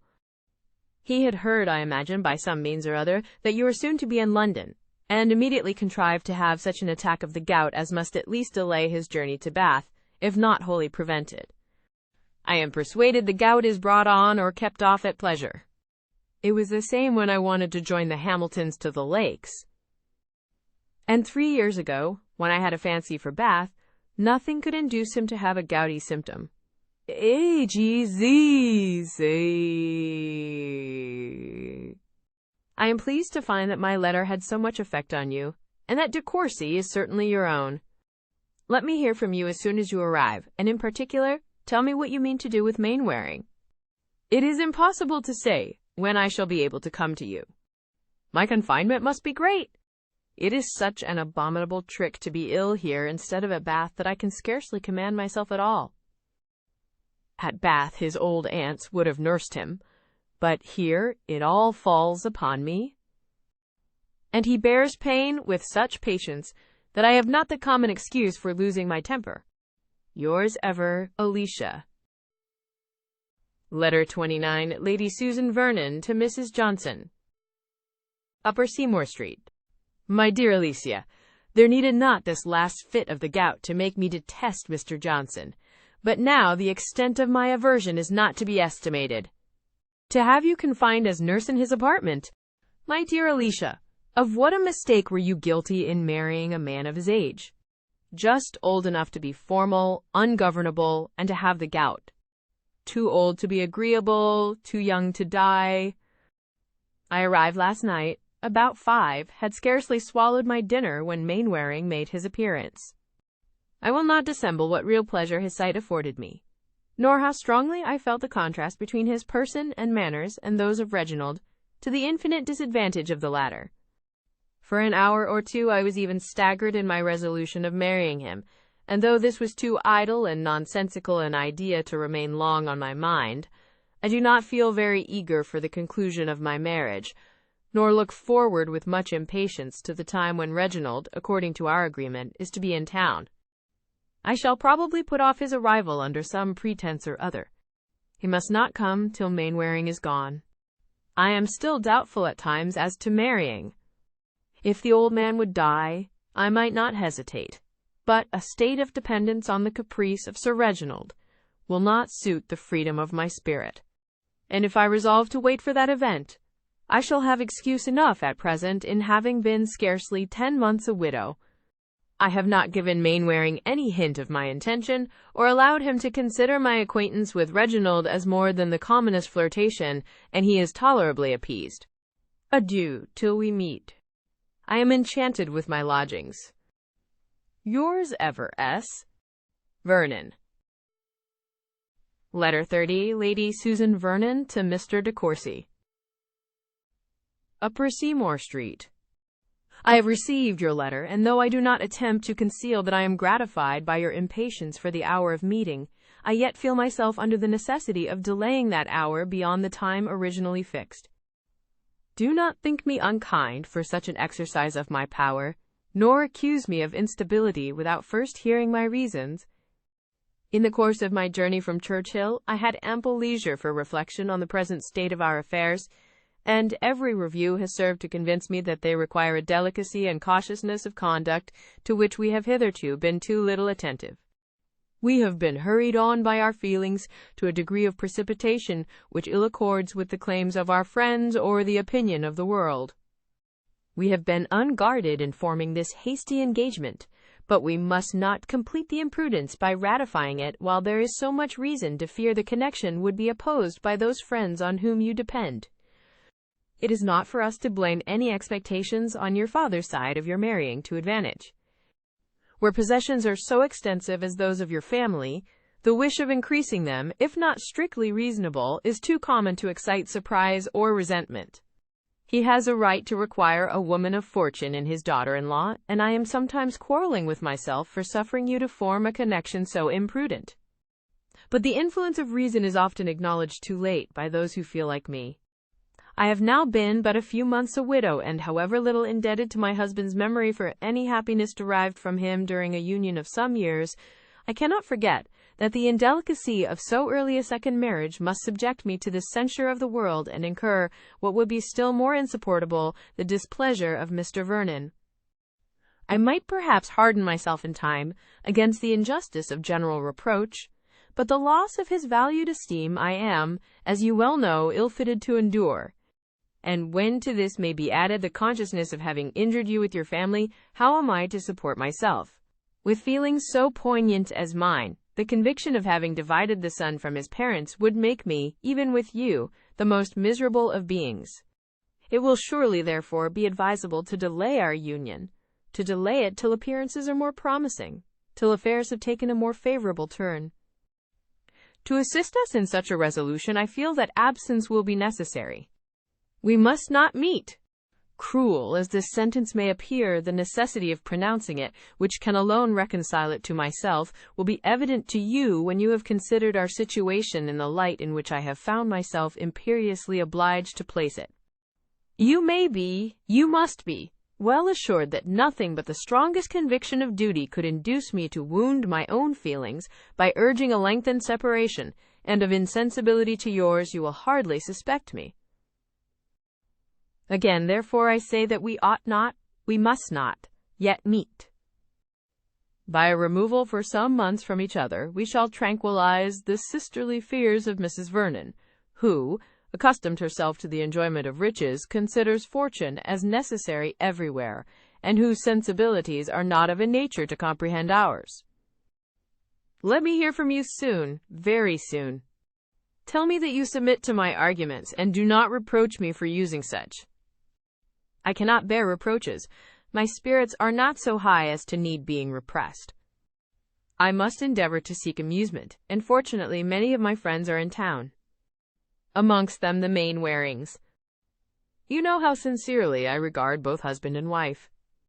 I am, very faithfully yours, S. Vernon. Letter 31. Lady Susan to Mrs. Johnson. Upper Seymour Street. My dear friend, that tormenting creature Reginald is here. My letter, which was intended to keep him longer in the country, has hastened him to town. Much as I wish him away, however, I cannot help being pleased with such a proof of attachment. He is devoted to me, heart and soul. He will carry this note himself, which is to serve as an introduction to you, with whom he longs to be acquainted. Allow him to spend the evening with you, that I may be in no danger of his returning here. I have told him that I am not quite well, and must be alone. And should he call again, there might be confusion, for it is impossible to be sure of servants. Keep him, therefore, I entreat you, in Edward Street. You will not find him a heavy companion, and I allow you to flirt with him as much as you like. At the same time, do not forget my real interest. Say all that you can to convince him that I shall be quite wretched if he remains here. You know my reasons, propriety, and so forth. I would urge them more myself, but that I am impatient to be rid of him, as Mainwaring comes within half an hour. Adieu. S. Vernon. Letter 32. Mistree Johnson to Lady Susan. Edward Street. My dear creature, I am in agonies, and know not what to do. Mr. de Courcy arrived just when he should not. Mrs. Mainwaring had that instant entered the house, and forced herself into her guardian's presence, though I did not know a syllable of it till afterwards, for I was out when both she and Reginald came, or I should have sent him away at all events. But she was shut up with Mr. Johnson, while he waited in the drawing-room for me. She arrived yesterday in pursuit of her husband, but perhaps you know this already from himself. She came to this house to entreat my husband's interference, and before I could be aware of it, everything that you could wish to be concealed was known to him, and unluckily she had wormed out of Mainwaring's servant that he had visited you every day since your being in town, and had just watched him to your door herself. What could I do? Facts are such horrid things. All is by this time known to de Courcy, who is now alone with Mr. Johnson. Do not accuse me. Indeed, it was impossible to prevent it. Mr. Johnson has, for some time, suspected de Courcy of intending to marry you, and would speak with him alone as soon as he knew him to be in the house. That detestable Mrs. Mainwaring, who, for your comfort, has fretted herself thinner and uglier than ever, is still here, and they have been all closeted together. What can be done? At any rate, I hope he will plague his wife more than ever. With anxious wishes, yours faithfully, Alicia. Letter 3. Lady Susan to Mrs. Johnson. Upper Seymour Street.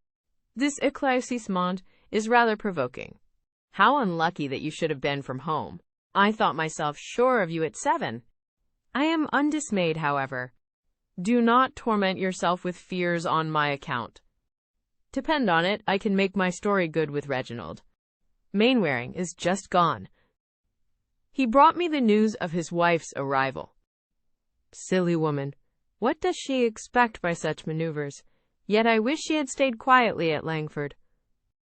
Reginald will be a little enraged at first, but by tomorrow's dinner everything will be well again. Adieu, S.V. Letter 34, Mr. de Courcy to Lady Susan. Hotel. I write only to bid you farewell. The spell is removed. I see you as you are. Since we parted yesterday, I have received from indisputable authority such a history of you as must bring the most mortifying conviction of the imposition I have been under, and the absolute necessity of an immediate and eternal separation from you. You cannot doubt to what I allude. Langford! Langford! That word will be sufficient. I received my information in Mr. Johnson's house, from Mrs. Mainwaring herself. You know how I have loved you. You can intimately judge of my present feelings, but I am not so weak as to find indulgence in describing them to a woman who will glory in having excited their anguish, but whose affection they have never been able to gain. R. de Courcy. Letter 35, Lady Susan to Mr. de Courcy. Upper Seymour Street. I will not attempt to describe my astonishment in reading the note this moment received from you. I am bewildered in my endeavors to form some rational conjecture of what Mrs. Mainwaring can have told you to occasion so extraordinary a change in your sentiments. Have I not explained everything to you with respect to myself, which could bear a doubtful meaning, and which the ill nature of the world had interpreted to my discredit? What can you now have heard to stagger your esteem for me? Have I ever had a concealment from you? Reginald, you agitate me beyond expression. I cannot suppose that the old story of Mrs. Mainwaring's jealousy can be revived again, or at least be listened to again. Come to me immediately, and explain what is at present absolutely incomprehensible. Believe me, the single word of Langford is not of such potent intelligence as to supersede the necessity of more. If we are to part, it will at least be handsome to take your personal leave, but I have little heart to jest. In truth, I am serious enough, for to be sunk, though but for an hour, in your esteem is a humiliation to which I know not how to submit. I shall count every minute till your arrival. S.V. Letter 36, Mr. de Courcy to Lady Susan. Hotel. Why would you write to me? Why do you require particulars? But, since it must be so, I am obliged to declare that all the accounts of your misconduct during the life, and since the death of Mr. Vernon, which had reached me, in common with the world in general, and gained my entire belief before I saw you, but which you, by the exertion of your perverted abilities, had made me resolved to disallow, have been unanswerably proved to me. Nay, more, I am assured that a connection, of which I had never before entertained a thought, has for some time existed, and still continues to exist, between you and the man whose family you robbed of its peace in return for the hospitality with which you were received into it. That you have corresponded with him ever since your leaving Langford. Not with his wife, but with him, and that he now visits you every day. Can you, dare you, deny it? And all this at the time when I was an encouraged and accepted lover. From what have I not escaped? I have only to be grateful. Far from me be all complaint, every sigh of regret. My own folly had endangered me. My preservation I owe to the kindness, the integrity of another. But the unfortunate Mrs. Mainwaring, whose agonies while she related the past seemed to threaten her reason, how is she to be consoled? After such a discovery as this, you will scarcely affect further wonder at my meaning in bidding you adieu. My understanding is at length restored, and teaches no less to abhor the artifices which had subdued me than to despise myself for the weakness on which their strength was founded. R. de Courcy. Letter 37, Lady Susan to Mr. de Courcy. Upper Seymour Street. I am satisfied, and will trouble you no more when these few lines are dismissed. The engagement which you were eager to form a fortnight ago is no longer compatible with your views, and I rejoice to find that the prudent advice of your parents has not been given in vain. Your restoration to peace will, I doubt not, speedily follow this act of filial obedience, and I flatter myself with the hope of surviving my share in this disappointment. S.V. Letter 38, Mistree Johnson to Lady Susan Vernon. Edward Street. I am grieved, though I cannot be astonished at your rupture with Mr. de Courcy. He has just informed Mr. Johnson of it by letter. He leaves London, he says, today. Be assured that I partake in all your feelings, and do not be angry if I say that our intercourse, even by letter, must soon be given up. It makes me miserable. But Mr. Johnson vows that if I persist in the connection, he will settle in the country for the rest of his life, and you know it is impossible to submit to such an extremity while any other alternative remains. You have heard, of course, that the Mainwarings are to part, and I am afraid Mrs. M. will come home to us again. But she is still so fond of her husband, and frets so much about him, that perhaps she may not live long. Miss Mainwaring is just come to town to be with her aunt, and they say that she declares she will have Sir James Martin before she leaves London again. If I were you, I would certainly get him myself. I had almost forgot to give you my opinion of Mr. de Courcy. I am really delighted with him.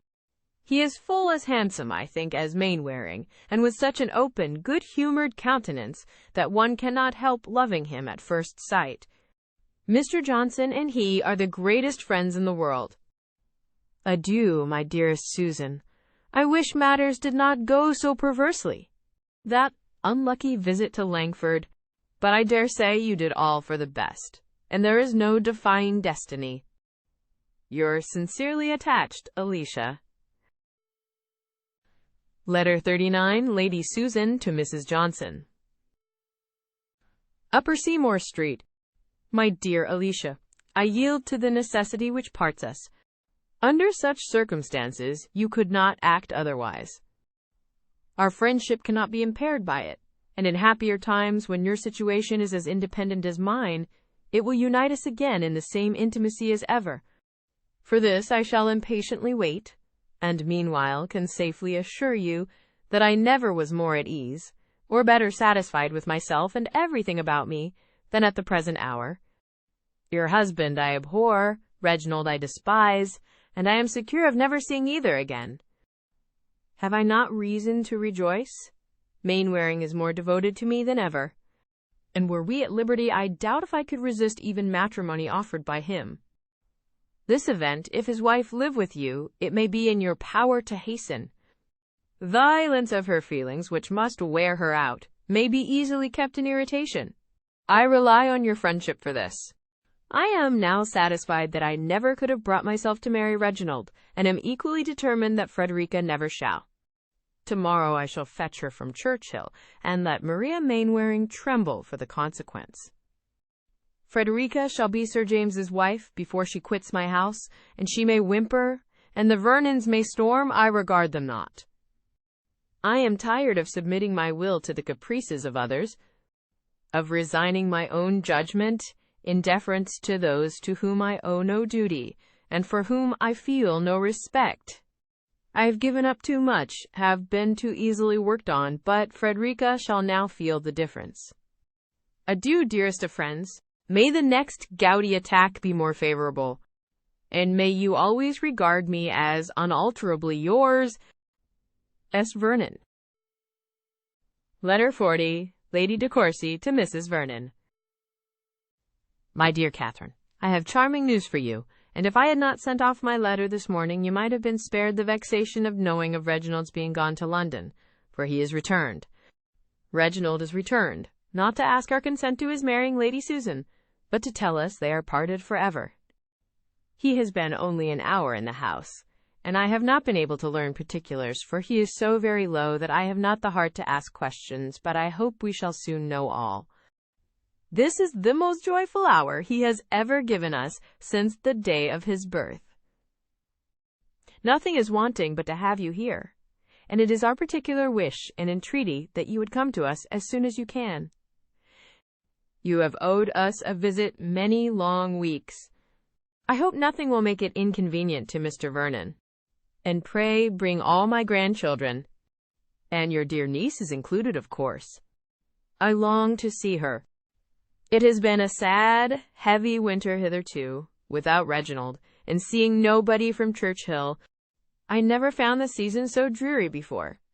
But this happy meeting will make us young again. Frederica runs much in my thoughts, and when Reginald has recovered his usual good spirits, as I trust he soon will, we will try to rob him of his heart once more, and I am full of hopes of seeing their hands joined at no great distance. Your affectionate mother, C. de Courcy. Letter 41, Mistree Vernon to Lady de Courcy.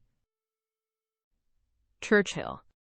My dear mother, your letter has surprised me beyond measure. Can it be true that they are really separated? And forever? I should be overjoyed if I dared depend on it, but after all that I have seen, how can one be secure?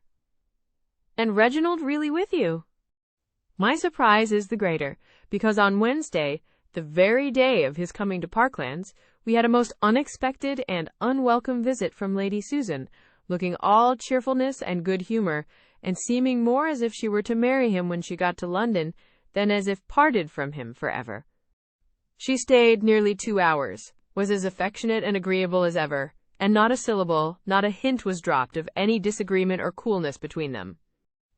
I asked her whether she had seen my brother since his arrival in town.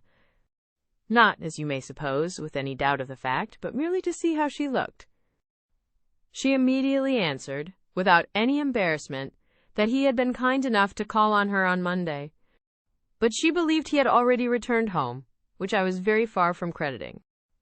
Your kind invitation is accepted by us with pleasure, and on Thursday next, we and our little ones will be with you. Pray heaven, Reginald may not be in town again by that time. I wish we could bring dear Frederica too, but I am sorry to say that her mother's errand hither was to fetch her away. And, miserable as it made the poor girl, it was impossible to detain her. I was thoroughly unwilling to let her go, and so was her uncle. And all that could be urged, we did urge. But Lady Susan declared that as she was now about to fix herself in London for several months, she could not be easy if her daughter were not with her for masters, and see. Her manner, to be sure, was very kind and proper, and Mr. Vernon believes that Frederica will now be treated with affection. I wish I could think so too. The poor girl's heart was almost broke at taking leave of us. I charged her to write to me very often, and to remember that if she were in any distress, we should be always her friends. I took care to see her alone, that I might say all this, and I hope made her a little more comfortable. But I shall not be easy till I can go to town and judge of her situation myself. I wish there were a better prospect than now appears of the match, which the conclusion of your letter declares your expectations of. At present, it is not very likely. Yours ever, and C. Vernon. Conclusion. Mistree Vernon to Lady de Courcy. This correspondence, by a meeting between some of the parties, and a separation between the others, could not, to the great detriment of the post office revenue, be continued any longer. Very little assistance to the state could be derived from the epistolary intercourse of Mrs. Vernon and her niece.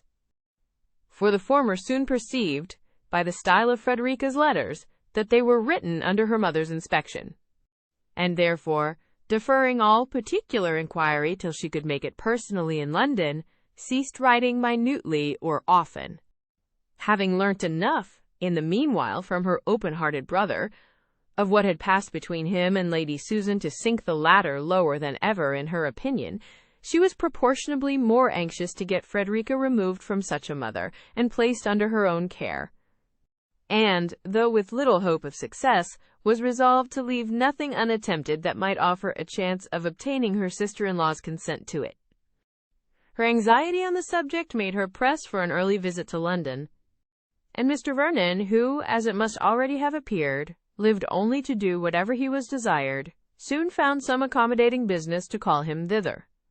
With a heart full of the matter, Mrs. Vernon waited on Lady Susan shortly after her arrival in town, and was met with such an easy and cheerful affection as made her almost turn from her with horror.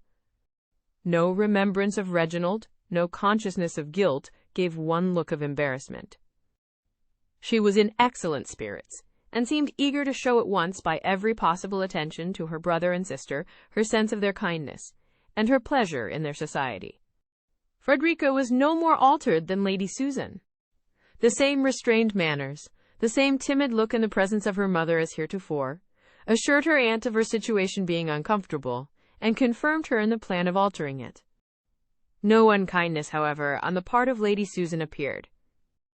Persecution on the subject of Sir James was entirely at an end. His name merely mentioned to say that he was not in London. And indeed, in all her conversation, she was solicitous only for the welfare and improvement of her daughter, acknowledging in terms of grateful delight that Frederica was now growing every day more and more what a parent could desire. Mrs. Vernon, surprised and incredulous, knew not what to suspect, and without any change in her own views, only feared greater difficulty in accomplishing them.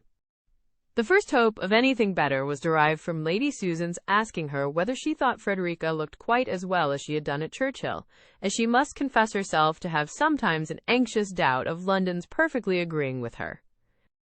Mrs. Vernon, encouraging the doubt, directly proposed her niece's returning with them into the country. Lady Susan was unable to express her sense of such kindness, yet knew not, from a variety of reasons, how to part with her daughter. And as, though her own plans were not yet wholly fixed, she trusted it would ere long be in her power to take Frederica into the country herself, concluded by declining entirely to profit by such unexampled attention. Mrs. Vernon persevered, however, in the offer of it, and though Lady Susan continued to resist, her resistance in the course of a few days seemed somewhat less formidable. The lucky alarm of an influenza decided what might not have been decided quite so soon. Lady Susan's maternal fears were then too much awakened for her to think of anything but Frederica's removal from the risk of infection. Above all disorders in the world, she most dreaded the influenza for her daughter's constitution.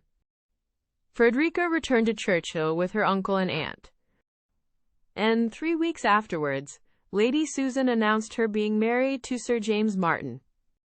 Mrs. Vernon was then convinced of what she had only suspected before, that she might have spared herself all the trouble of urging a removal, which Lady Susan had doubtless resolved on from the first. Frederica's visit was nominally for 6 weeks, but her mother, though inviting her to return in 1 or 2 affectionate letters, was very ready to oblige the whole party by consenting to a prolongation of her stay, and in the course of 2 months ceased to write of her absence, and in the course of 2 more to write to her at all. Frederica was therefore fixed in the family of her uncle and aunt till such time as Reginald de Courcy could be talked, flattered, and finessed into an affection for her which, allowing leisure for the conquest of his attachment to her mother, for his abjuring all future attachments, and detesting the sex, might be reasonably looked for in the course of a 12-month. 3 months might have done it in general, but Reginald's feelings were no less lasting than lively. Whether Lady Susan was or was not happy in her second choice, I do not see how it can ever be ascertained.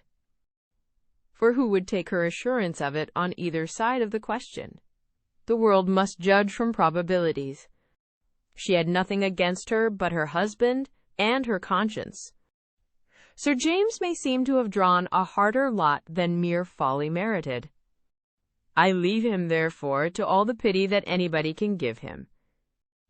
For myself, I confess that I can pity only Miss Mainwaring, who, coming to town and putting herself to an expense in clothes which impoverished her for 2 years, on purpose to secure him, was defrauded of her due by a woman 10 years older than herself. Thank you for tuning into VIBEBooks. We hope you enjoyed this journey. Please consider liking, commenting, and subscribing to our channel. Check out our playlist or explore VIBEBooks for more classic stories. Until next time, happy listening!